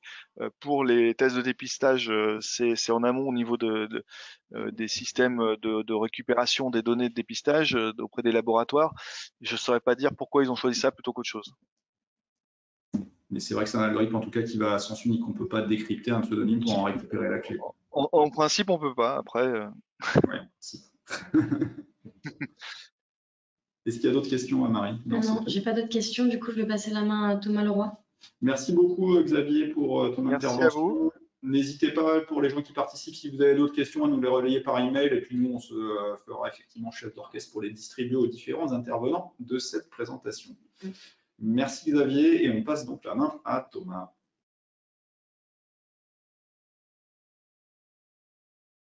Eh bien, bonjour à toutes et à tous. Merci d'être présents à cette conférence sur le thème de la vision GHT au détail des données stratégiques. Du coup, je vais me présenter rapidement. Donc, moi, je suis Thomas Leroy, directeur commercial de la société ELAP sur la branche pilotage. Donc, on est partenaire d'IGDASH depuis de très nombreuses années. Et comme on a pu le constater sur la précédente conférence du ministère de la Santé, disposer rapidement de données fiables, c'est un enjeu majeur pour tous et c'est bien entendu le cas également pour les GHT et pour tous les établissements de soins. L'objectif pour moi aujourd'hui, c'est donc de vous présenter brièvement nos solutions de pilotage médico-économique grâce au système d'information décisionnelle ELAP Pilotage. Je vais passer assez vite sur ces diapositives pour rentrer directement dans nos outils après et vous faire une démonstration de ce qu'on a pu développer avec pas mal d'établissements. Tout d'abord, qui sommes-nous? ELAP signifie éditeur de logiciels pour les administrations publiques et on fête cette année nos 40 ans d'existence. Nous sommes éditeurs et intégrateurs de la suite administrative et de pilotage intégrée ELAP. Et comme vous pouvez le constater, il s'agit d'une gamme de produits complète qui comprend aussi bien de la gestion économique et financière, de la gestion des ressources humaines et de la paye, de la gestion administrative du patient ou du PMSI. On a plus de 750 établissements qui utilisent nos solutions, aussi bien sur le monde de la santé, qui est la thématique de ce webinaire, que sur les opérateurs de l'État, comme la présidence de la République, le Conseil constitutionnel. On a les instituts français du ministère de l'Europe et des Affaires étrangères, ou encore l'Agence nationale d'appui à la performance des établissements de santé, donc l'ANAP. Je ne vais pas rentrer dans le détail de notre société, je pourrais mettre à disposition si besoin cette présentation, mais vous avez ici quelques chiffres qui nous représentent. Globalement, on est implanté sur toute la France et on s'appuie sur les compétences croisées de plus de 120 collaborateurs. Alors, plus spécifiquement sur les outils de BI sur le domaine de la santé, avec la gamme ELAP Pilotage, on dispose d'un véritable système d'information décisionnelle hospitalier qui est composé de 3 modules. Le module pilotage qui est l'objet de ce webinaire et qui permet la production automatisée d'indicateurs stratégiques. Alors, je vais vous présenter directement les applications après. Mais on a également un module Compta ANA qui permet la production des différentes comptabilités analytiques hospitalières, qu'elles soient normées ou personnalisées. et un module FIPS pour filière interne de production de soins, où là, ça nous permet d'analyser les parcours patients à l'intérieur d'un GHT ou d'un établissement en croisant la vision médicale et la vision économique. Donc, chaque module est indépendant et permet d'automatiser la production de vos informations stratégiques. L'objectif, c'est vraiment de mettre en cohérence les éléments du ou des systèmes d'information, de fiabiliser vos données et de vous présenter la bonne information au bon moment. Donc, pour ce faire, nos solutions sont préparamétrées et on embarque plusieurs centaines d'indicateurs. On déploie chez tous nos clients nos applications standards que je vais vous présenter et chaque utilisateur peut ensuite les personnaliser, créer ses propres indicateurs, ses propres restitutions. Donc nos outils ne sont pas figés et ils s'adaptent à vos besoins, à vos stratégies et aux évolutions futures que vous pourriez avoir. Alors quelques exemples d'établissements qui utilisent nos solutions sur la partie pilotage, comme les hôpitaux universitaires de Genève, le CHU de Limoges, le PSM d'Allonne, la Fondation Bon-Sauveur de Bégard ou l'IDAC de Camiers. C'est simplement pour vous indiquer que c'est la même solution qu'on installe partout, chez tous les établissements, dans tous les établissements, que ce soit un CHU ou un ex-hôpital local. Après, la différence en termes de projet va porter sur le périmètre que l'établissement souhaite déployer, la volonté d'autonomie et le degré d'accompagnement que l'établissement souhaite avoir. Alors, pour comprendre le fonctionnement général de notre solution, vous avez ici un schéma qui explique globalement comment ça se passe. Alors, vous avez ici à gauche le système d'information de l'établissement ou d'un GHT. Et on vient récupérer ces informations-là directement depuis les briques applicatives avec des connecteurs automatiques, des flux d'alimentation automatiques. Et on va venir harmoniser, mettre en cohérence et fiabiliser ces données dans notre solution, ce qui va nous permettre derrière de croiser les données entre les différents domaines, que ce soit activité, ressources humaines, finances. On a également le domaine, toute la gestion du domaine achat. Et on va avoir après derrière des applications de restitution qui sont disponibles par domaine, par utilisateur, que je vais vous présenter et qui sont là pour justement analyser, visualiser et creuser, forer la donnée. Donc là, on va vraiment partir d'une donnée d'un niveau macroscopique jusqu'à être capable d'avoir la donnée la plus fine possible. Et ça, je vais vous le présenter après. Au niveau d'un GHT, eh bien, c'est le même fonctionnement qu'on va retrouver. On va partir sur la récupération des données de plusieurs établissements. On va assurer la mise en cohérence des données, la fiabilisation.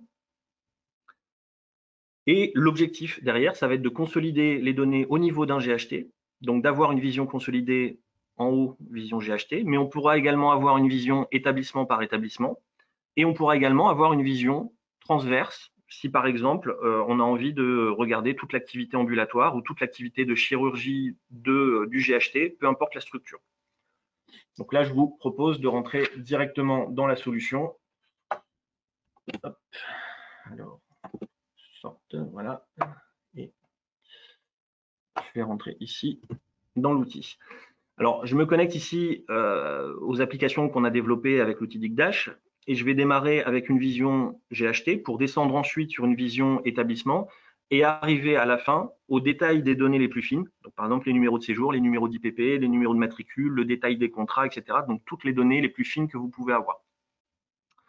Il s'agit ici d'une base de démonstration. Donc, tous les chiffres que vous allez voir sont fictifs, mais ils sont représentatifs d'une activité hospitalière d'un GHT.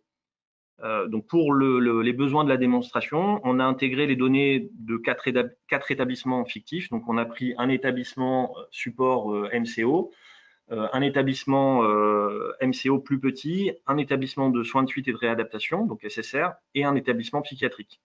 L'objectif, c'est vraiment de vous montrer cette consolidation de données au niveau de plusieurs établissements.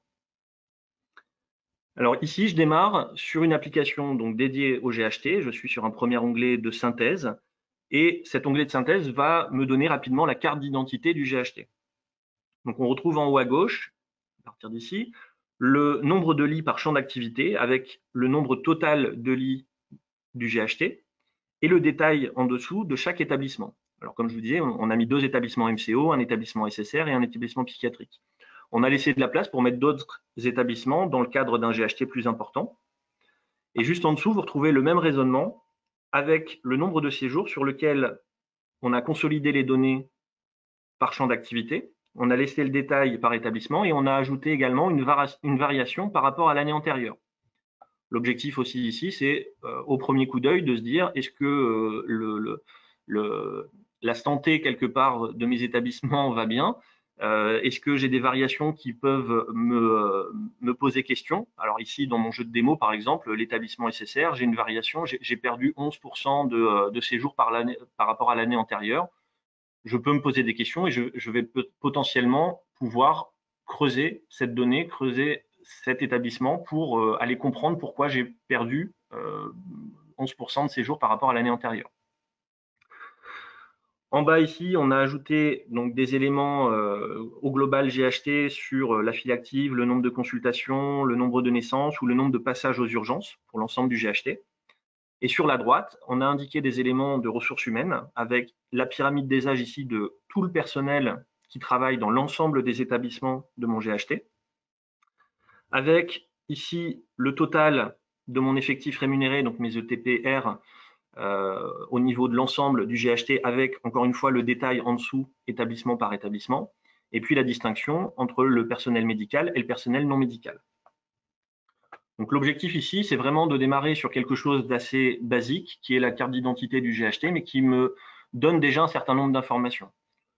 On peut prévoir, comme l'a montré Antoine tout à l'heure, de faire des rapports automatisés avec ces éléments-là ou avec d'autres éléments que je vais vous présenter. Donc, si je vais ensuite sur un deuxième onglet qui est ici à côté, donc l'activité GHT, cet onglet, lui, va me donner plus d'informations sur l'activité médicale, sur l'activité financière et sur l'activité RH de mon GHT. Je vais par exemple retrouver des données comme la file active, la durée moyenne de séjour ou le taux ambulatoire que j'ai présenté ici avec une vision consolidée par champ d'activité, mais je peux très simplement les visualiser établissement par établissement si je le souhaite. Et de la même manière, l'intérêt de ces applications avec un outil vectoriel comme Digdash, c'est de pouvoir creuser la donnée. Donc, je peux rentrer à l'intérieur d'un établissement et je vais forer au fur et à mesure l'information pour aller jusqu'au niveau le plus fin si je le souhaite.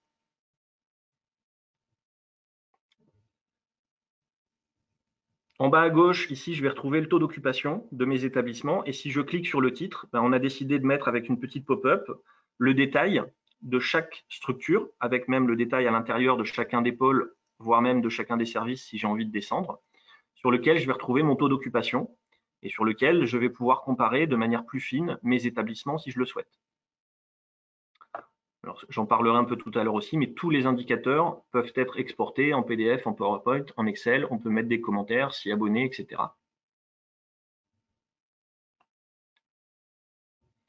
On a également sur chaque indicateur une petite bulle d'information qui va me donner la définition de l'indicateur que je suis en train de regarder.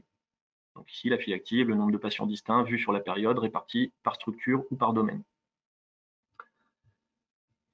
En haut à droite, je retrouve cette fois-ci l'activité RH de mon GHT avec ici la distinction sur le personnel médical, personnel non médical. Et je peux descendre dans mes hiérarchies. Donc, par exemple, ici, si je clique sur le personnel médical, je vais avoir mes informations qui s'affichent. Si je veux rentrer, par exemple, dans les praticiens hospitaliers, je vais au fur et à mesure avoir les informations. Donc là, j'ai tout le détail de mes RH établissement par établissement. Mais encore une fois, si je clique sur un des établissements, mes données vont s'actualiser pour ne voir que les résultats de ma sélection. Je reviens sur la totalité de mes données pour vous montrer le reste des applications. Je vais avoir également, ici on a mis des sous-onglets dans notre tableau avec donc sur la partie suivi RH, le taux de CDD par grade, l'évolution du taux de CDD, donc ici par établissement, mais encore une fois, si je rentre dans un des établissements, je vais avoir uniquement les données de cet établissement qui s'affichent. Et je vais avoir la partie salaire moyen, donc le salaire moyen qui va me permettre de voir la distinction entre le salaire de mon personnel médical et personnel non médical d'une année sur l'autre pour pouvoir comparer mes éléments. Et enfin ici sur cet onglet, on a voulu mettre un indicateur financier avec le suivi des recettes et des charges par titre. Donc là, pareil, on a le détail des informations ici et on peut cliquer et zoomer dessus. Alors, autant je vous indiquais qu'on a des infobulles à chaque fois qui nous précisent ce qu'on est en train de regarder. Vous pouvez également agrandir tous les indicateurs quand il y a des choses un peu plus intéressantes à regarder. Et je peux, par exemple, zoomer à l'intérieur d'une structure pour voir ici mon détail de mes recettes ou mon détail de mes charges d'ailleurs, et descendre jusqu'à un niveau le plus fin. Donc ici, service, donc pôle, service, et jusqu'à un niveau UF, UM en fonction de mes établissements.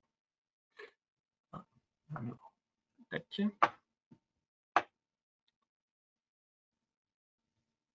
Donc pour rappel, je peux cliquer sur chaque information, zoomer sur les données, et cette sélection, elle s'applique à tous les indicateurs qui sont présents sur la page, mais également à tous les autres onglets. Ensuite, si je passe sur mon dernier onglet ici, qui est l'onglet Analyse GHT, cet onglet, lui, va me présenter des éléments qui sont plus poussés pour éventuellement déterminer quel établissement ou quelle activité je vais analyser en particulier. On a décidé de mettre ici en haut à gauche un indicateur sur l'évolution des charges à caractère médical par rapport à l'année antérieure, qu'on a comparé à l'évolution du nombre de séjours par rapport à l'année N-1. Donc là, je vous montre aussi le descriptif. Pourquoi on a voulu mettre ça? C'est pour montrer aussi que dans cet indicateur, on va croiser des données qui proviennent de la gestion économique et financière, puisqu'on prend les charges du titre 2, donc les charges de caractère médical qui proviennent de l'AGEF, qu'on va comparer au nombre de séjours, qui est une donnée PMSI, et qu'on va mettre en corrélation. L'intérêt, ça peut être quoi? C'est, donc si j'agrandis par exemple cet indicateur, c'est de me dire, par exemple ici sur mon établissement SSR, par rapport à l'année antérieure, j'ai augmenté de 2,36% mes charges à caractère médical. Donc, j'ai eu plus de charges sur cette partie-là. Par contre, en comparaison, j'ai eu moins de séjours par rapport à l'année antérieure. Donc, j'ai augmenté fortement mes charges et j'ai diminué fortement mon nombre de patients. Donc, je peux m'interroger et me dire pourquoi j'ai un tel écart. Donc, je peux rentrer, par exemple, dans l'établissement et directement au premier coup d'œil, je vais tout de suite me rendre compte que c'est le pôle technique ici qui a une augmentation de 150% de ses charges. Et comme c'est un pôle technique, il n'a pas de séjour. Donc ça peut être un investissement, ça peut être, ça peut facilement s'expliquer comme chiffre. Mais en tout cas, je vais directement pouvoir regarder l'information.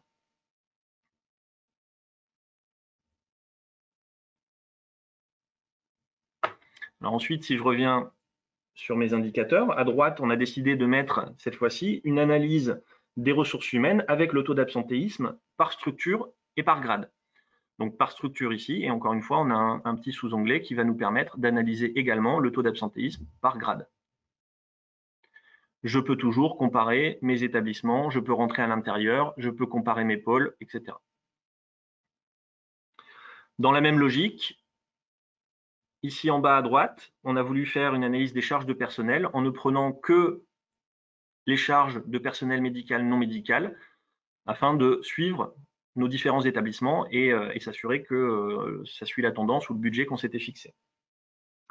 Et enfin ici, sur la partie à gauche, on a voulu mettre l'évolution des séjours d'un point de vue cumulé par établissement, mais comme vous avez pu le voir, si je clique sur un établissement, je ne vais avoir que les données de mon établissement qui vont s'afficher. De la même manière, mon taux d'absentéisme, si j'ai cliqué ici sur mon deuxième établissement MCO, je ne vais avoir que les pôles de mon deuxième établissement MCO qui vont s'afficher.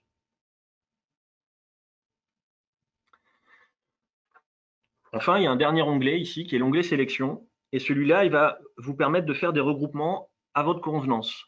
Donc, au départ, si je reviens sur l'onglet ici activité, je vous indiquais qu'on pouvait voir les données consolidées par champ d'activité, ici MCO, SSR, Psy, ou par établissement. Mais potentiellement, je peux avoir envie de faire des regroupements différents. Donc, dans mon onglet sélection, je vais avoir d'autres possibilités. Et ici, par exemple, on a mis des filtres de sélection rapide qu'on a présélectionnés pour la présentation, en disant j'ai envie par exemple d'analyser uniquement mes établissements MCO. Donc je clique dessus, je vois bien que dans mes filtres, j'ai toujours mon année 2019 ici et qu'il m'a rajouté mon établissement MCO support et mon deuxième établissement MCO. Et si je reviens sur mes graphiques, du coup tous les graphiques s'adaptent et je ne vais avoir en comparaison que ces deux établissements-là. Je vais sortir du calcul les autres établissements, les autres champs d'activité. Je peux toujours avoir ma vision consolidée, si je le souhaite, uniquement du MCO. Mais l'avantage, c'est que ça va me permettre, par exemple, ici sur le taux ambulatoire, de comparer mes deux établissements MCO et de me dire, tiens, j'en ai un qui a 33% de taux ambulatoire en 2019 et l'autre à 27%. J'ai 5 points d'écart. Je peux peut-être commencer à fouiller. Au niveau de la durée moyenne de séjour, c'est pareil. J'en ai un qui a 6,1 jours en 2019 et l'autre qui a 5,3. Donc j'ai un écart aussi qui peut être parfois conséquent et qui peut permettre d'orienter les analyses que vous allez faire. Là, c'est assez simple. J'ai sélectionné 2 établissements, mais finalement, comme je le disais en introduction, je peux avoir envie de faire une analyse transverse.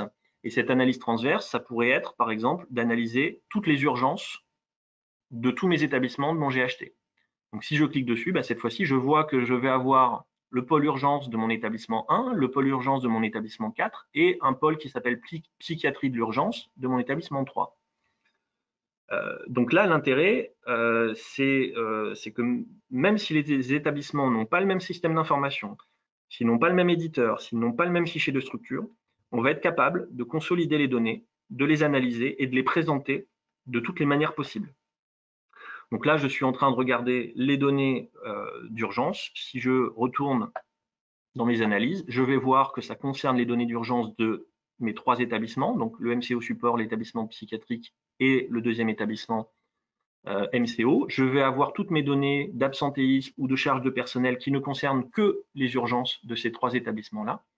Et ça, je peux faire des regroupements comme je le souhaite pour toutes les activités ou pour toute forme de regroupement que j'ai envie de faire à l'intérieur de mon GHT. Je vais passer maintenant sur un autre portail qui, lui, est destiné à une analyse beaucoup plus approfondie d'un établissement en particulier. Alors, hop, si je me mets voilà, ici sur un autre portail, donc on voit que sur ce portail-là, je vais avoir accès tout de suite à beaucoup plus d'applications. Donc c'est l'exemple ici d'un portail d'un établissement MCO, mais tout ce que vous allez voir est disponible pour tous les autres champs d'activité. Je vais avoir accès donc à plusieurs applications, ici des applications sur l'activité, sur les finances, sur la gestion administrative du patient, sur les ressources humaines, sur la qualité, sur le PMSI. Mais je vais démarrer ici par une application croisée. Alors j'espère, non ça va, il ne m'a pas déconnecté. Donc cette application croisée, de la même manière que tout à l'heure, ici je fais un focus sur un établissement, mais je vais avoir des données d'activité et de recettes, de ressources humaines ici à droite, de finances en dessous et de qualité. Alors, on a décidé de mettre ces informations-là. Pourquoi? Parce que c'est les éléments qui correspondent aux attentes du programme Open sur le domaine 5 de pilotage médico-économique. Mais les formations qu'on dispense derrière à tous nos clients vous rendent autonome pour personnaliser et adapter vos applications comme vous le souhaitez après derrière. Toujours de la même manière, si je clique sur ici un pôle médecine, je vois que toutes mes données d'activité, de RH, de finance, de qualité s'adaptent pour répondre aux interrogations que j'ai faites. Alors, je ne l'ai pas précisé tout à l'heure, mais j'ai un petit bouton de filtre ici qui est en haut et qui me permet à tout moment de savoir où j'ai cliqué, ce que j'ai fait comme filtre. Donc, si par exemple je rentre après derrière à l'intérieur d'un service, je vais voir que mes données s'actualisent dans mes filtres.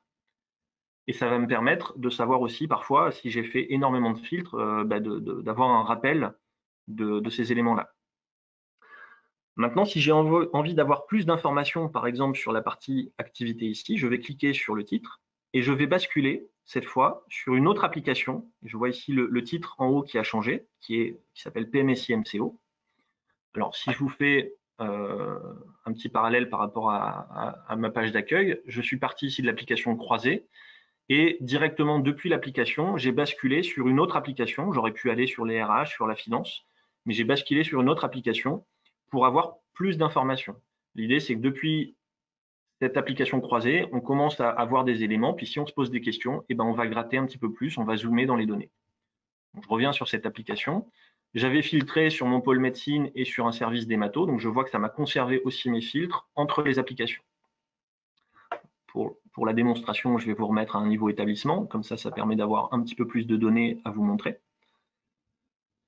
Et sur cette application, je vais vous la présenter un petit peu plus en détail, mais toutes nos applications standards qu'on installe dans les établissements fonctionnent systématiquement de la même manière. On a toujours un premier onglet ici de synthèse, et ensuite on va avoir différents onglets qui présentent des éléments supplémentaires, et on va arriver jusqu'à la fin, les 3 derniers onglets, où je ferai un petit focus dessus, puisqu'ils ont des droits de connexion un petit peu différents. Sur cet onglet de synthèse, ici, sur l'activité médicale, je vais retrouver des choses assez basiques, les séjours, les journées, le nombre de patients, la durée moyenne de séjour, le taux d'évolution des séjours, les séjours auxquels ont participé les pôles et les services, le côté recettes PMSI, la répartition de mes patients hommes-femmes et le poids moyen du cas traité.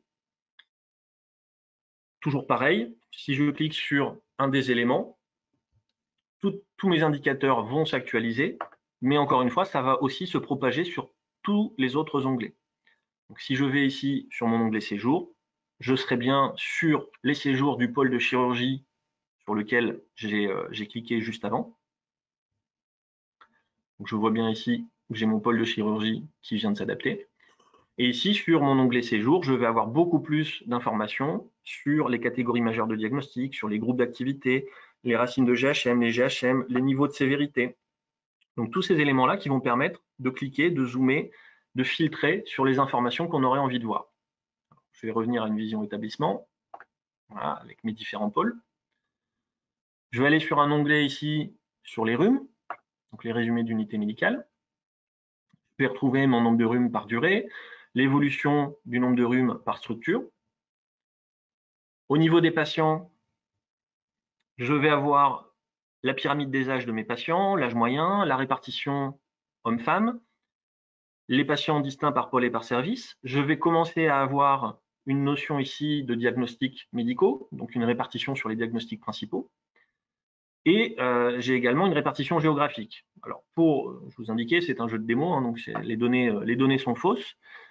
Mais comme une partie de l'équipe pilotage est basée en Auvergne, on a mis toutes les données ici en Auvergne, mais quand je clique dessus, je vais voir que je vais avoir une carte dynamique sur laquelle je peux après aussi aller zoomer sur les données jusqu'à un niveau d'information qui est ici sur le code postal, mais sur la partie psychiatrique, on va être sur le géopopulationnel.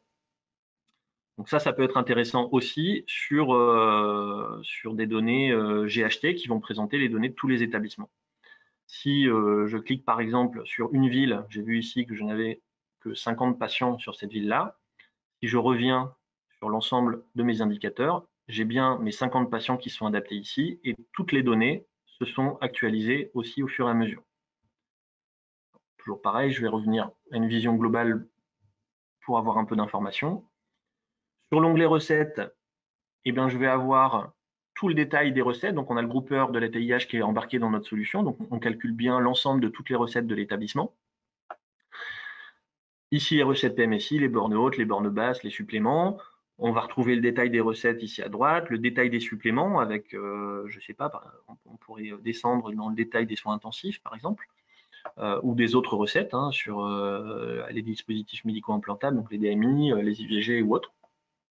Et toujours pareil, je peux zoomer, filtrer sur les typologies de séjour aussi, prendre uniquement l'hospi conventionnel sur un pôle en particulier, voilà, sur un pôle de médecine, sur une catégorie majeure de diagnostic, voilà, affection du système nerveux par exemple. Je vois que toutes mes données au fur et à mesure s'actualisent. Donc là, on est quand même sur des volumétries qui sont assez importantes puisqu'on a les données d'un établissement, on va dire, taille CHU. Mais au fur et à mesure, je vais comme ça pouvoir forer cette information. Toujours pareil, je reviens sur la totalité de mon établissement. Donc à chaque fois, Digdash recalcule la totalité des indicateurs en direct. Je peux toujours aussi aller dans mes filtres ici, voir ce qui me reste comme filtre et les retirer manuellement si je le souhaite. Donc là, j'ai bien toutes mes données qui reviennent. Ensuite, ici, sur cet onglet valoriser estimer, c'est un petit peu différent puisque là, on va aller sur de l'estimation de recettes, notamment au niveau des rhumes non codés. Donc les séjours qui ne sont pas encore terminés, mais pour lesquels l'établissement a déjà consommé de l'activité, consommé des ressources humaines, consommé des médicaments, consommé du service hôtelier, service blanchisserie, etc. Et donc là, sur cet onglet-là, on va prendre les rhumes non codés et on va les estimer par rapport au poids moyen du cas traité de la spécialité, par rapport au PMCT de la spécialité.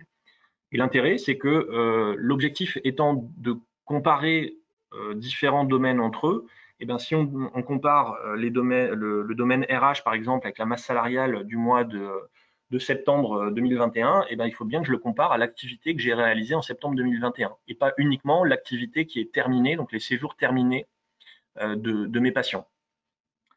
Donc, on va avoir cette notion ici d'estimation. Et puis, on a un dernier onglet là dans nos onglets standards qui va être la partie diagnostic et actes, où je vais pouvoir, cette fois-ci, filtrer de manière plus précise sur des éléments purement médicaux, donc les diagnostics principaux reliés associés, ou les actes, et je vais pouvoir filtrer à l'intérieur directement dessus. Alors, pourquoi je m'arrête ici en disant ce sont nos onglets standards? Parce que les 3 onglets qui sont derrière sont présents sur toutes nos applications. Par contre, il y a une gestion des droits qui est un petit peu différente. Parce que pour l'instant, tout ce que je vous ai montré, ce sont des nombres de séjours, des nombres de patients, des typologies de maladies, des actes médicaux. Mais on n'a pas de données plus précises que ça. Bien entendu, si je vais sur l'onglet détail, cette fois-ci, je vais retrouver tout le détail de toutes les informations que j'ai chargées ici dans mon entrepôt de données, donc de mes 48 000 patients qui sont ici, de mes 117 000 séjours. Et je vais retrouver les numéros d'IPP, les numéros de séjour, et toutes les informations liées ici au PMSI, puisque je suis sur une application PMSI. Donc là, j'ai les données relatives aux patients. Je vais avoir les données relatives au diagnostic, aux actes, aux recettes, au RSS, au rhume, etc. Donc je vais retrouver toutes les informations détaillées.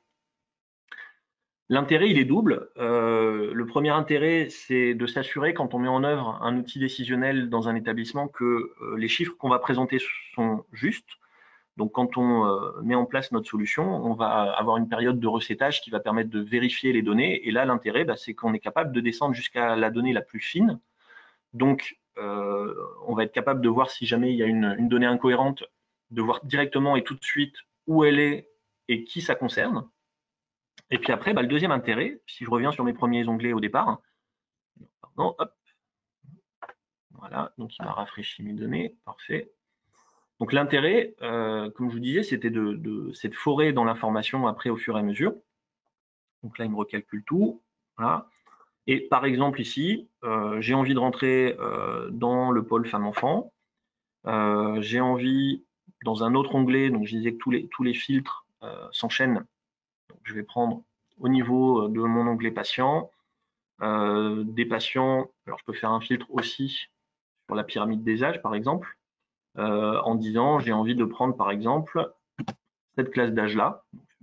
Mon filtre est totalement arbitraire, hein, mais donc voilà, de 25 à 40 ans, qui ne sont que des femmes, c'est le point sur lequel j'ai cliqué. Je vais aller, par exemple, dans les diagnostics et les actes. Donc là, je vois que j'ai encore 5700 patients. Donc l'idée pour moi, c'est de réduire un petit peu ma population de patients. Je vais prendre directement quelque chose où je vois où il n'y a pas forcément beaucoup de patients. Voilà, travail et accouchement compliqué, par exemple. J'en ai encore 600. Je vais essayer de réduire encore mes éléments. Donc là, je vous fais des filtres complètement arbitraires. Hop. Donc je vois de mes 48 000 patients, là, je suis déjà descendu à 600. Mais je pourrais aussi, par exemple, faire une sélection dans le temps, en disant je voudrais que les patients de janvier 2019. J'en ai déjà plus que 50. Très bien. Si je rentre à l'intérieur du service de gynéco-obstétrie, je vais peut-être avoir du côté des grossesses pathologiques, je vais cette fois-ci avoir 17 patients. Si je retourne dans mon onglet détail, je vais aller sur mon onglet patient, modifier, je retrouve bien mes 17 patientes ici.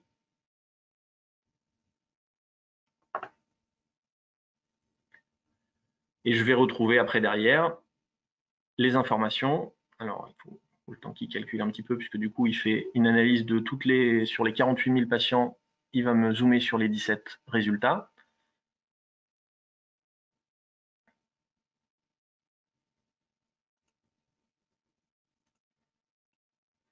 Alors, je vais retirer un peu, a priori. J'ai pas forcément des données partout sur mon jeu de démo. Donc là, a priori, j'ai pris forcément un exemple qui ne marchait pas. Et je vais le faire dans l'autre sens, c'est pas grave.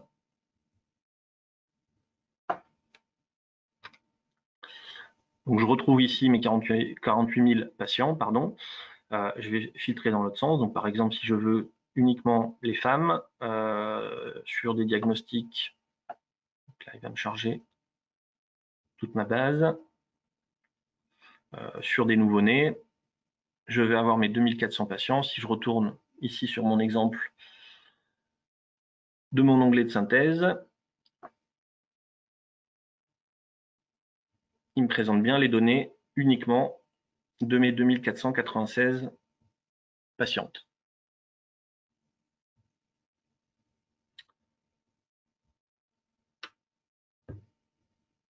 Bon, voilà. Bon, il y a un indicateur qui ne veut pas. Alors, je suis désolé, je suis sur un PC portable avec une connexion à distance.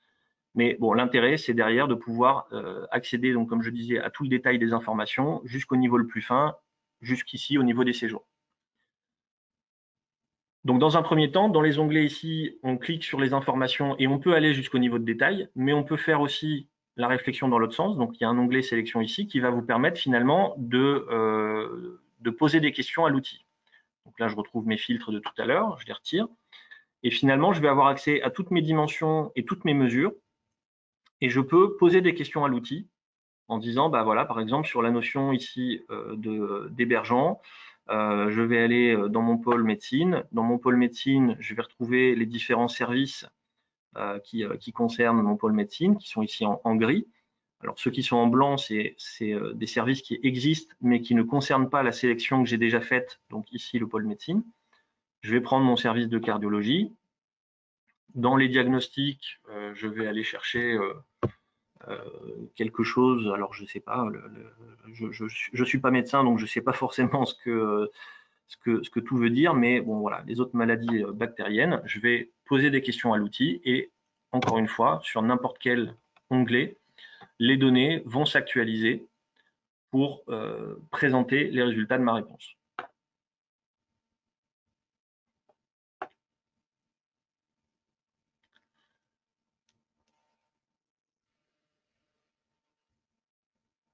Donc voilà, ici, ça correspond à 29 patients et je peux aller voir le détail aussi de mes 29 patients si je le souhaite.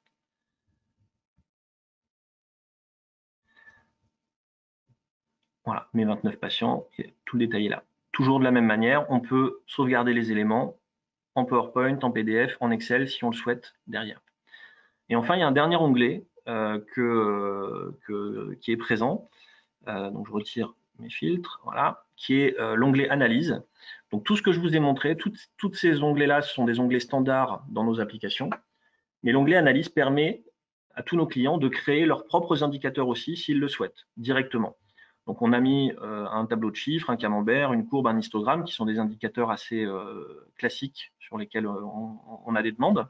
Mais il y a beaucoup d'autres formes de restitution qui existent. Et ici, bah, par exemple, dans un tableau de chiffres, je vais retrouver toutes mes dimensions qui existent et également toutes mes mesures. Et je peux, comme l'a montré Antoine tout à l'heure, eh ben, ajouter directement par un simple glisser-déposer différents éléments dans mon tableau. Je peux également ajouter des choses qui n'existent pas dans l'entrepôt de données pour faire par exemple des ratios. Donc je peux ajouter une formule et cette formule, par exemple, je vais lui dire je veux prendre les recettes divisées par les nombres de journées pour avoir les recettes journalières. Donc du coup, je vais lui donner un titre, recettes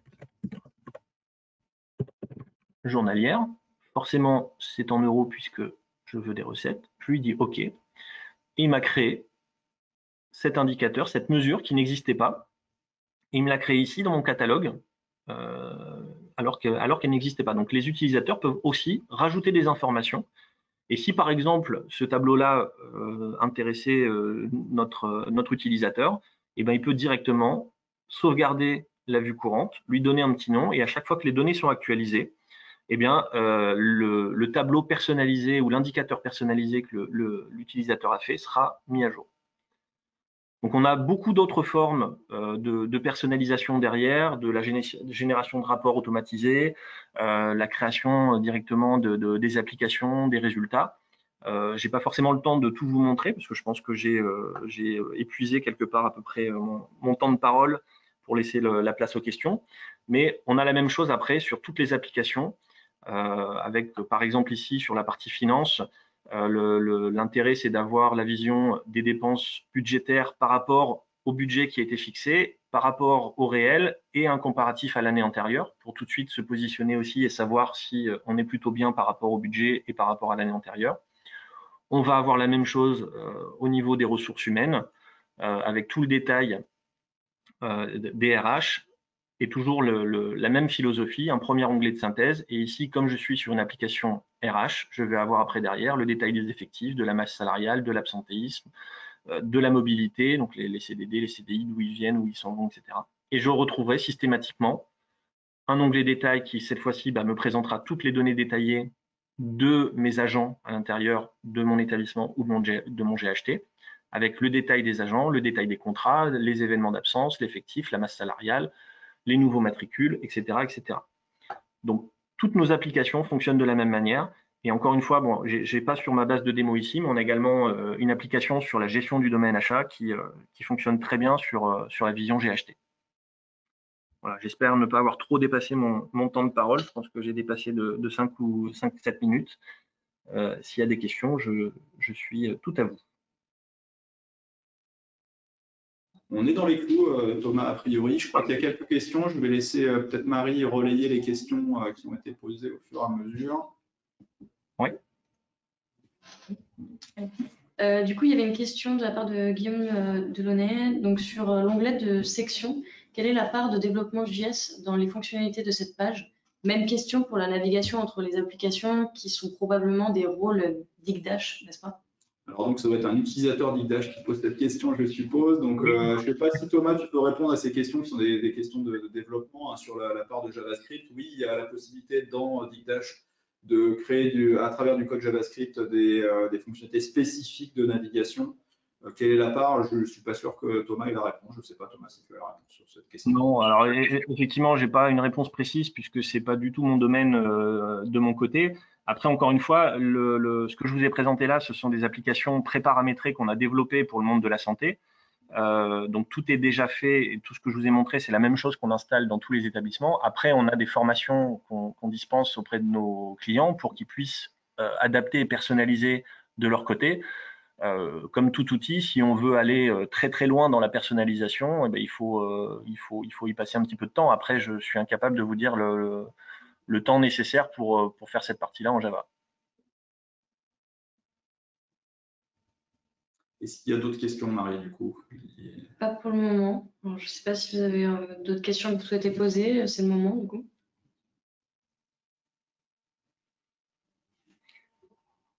En tout cas, voilà, pour synthétiser, en tout cas, l'objectif, c'est vraiment, dans une solution décisionnelle comme ça, de consolider les données avec les applications vectorielles au niveau d'un GHT et d'être capable d'avoir une vision macroscopique et de descendre jusqu'au niveau le plus fin si on le souhaite. Ok, entendu. Écoutez, je pense qu'on va pouvoir conclure sur cette présentation, sur ces présentations. Merci à nouveau à tous nos intervenants. N'hésitez pas, si vous avez d'autres questions que vous voulez poser après coup, à nous envoyer un email. La personne qui vous a enregistré pour ce webinaire pourra répondre à vos emails. Donc, si vous voulez récupérer les… alors, je crois que la vidéo de support va être envoyée automatiquement, je ne suis pas sûr. En tout cas, si vous avez besoin, on peut vous l'envoyer si vous voulez réentendre un certain nombre des intervenants. Et puis, encore une fois, s'il y a d'autres questions, on se fera le relais pour nos intervenants des différentes questions que vous auriez à leur poser. Un grand merci à Xavier et à Thomas pour leur présentation. Et je vous souhaite une très bonne journée à tous. Merci beaucoup.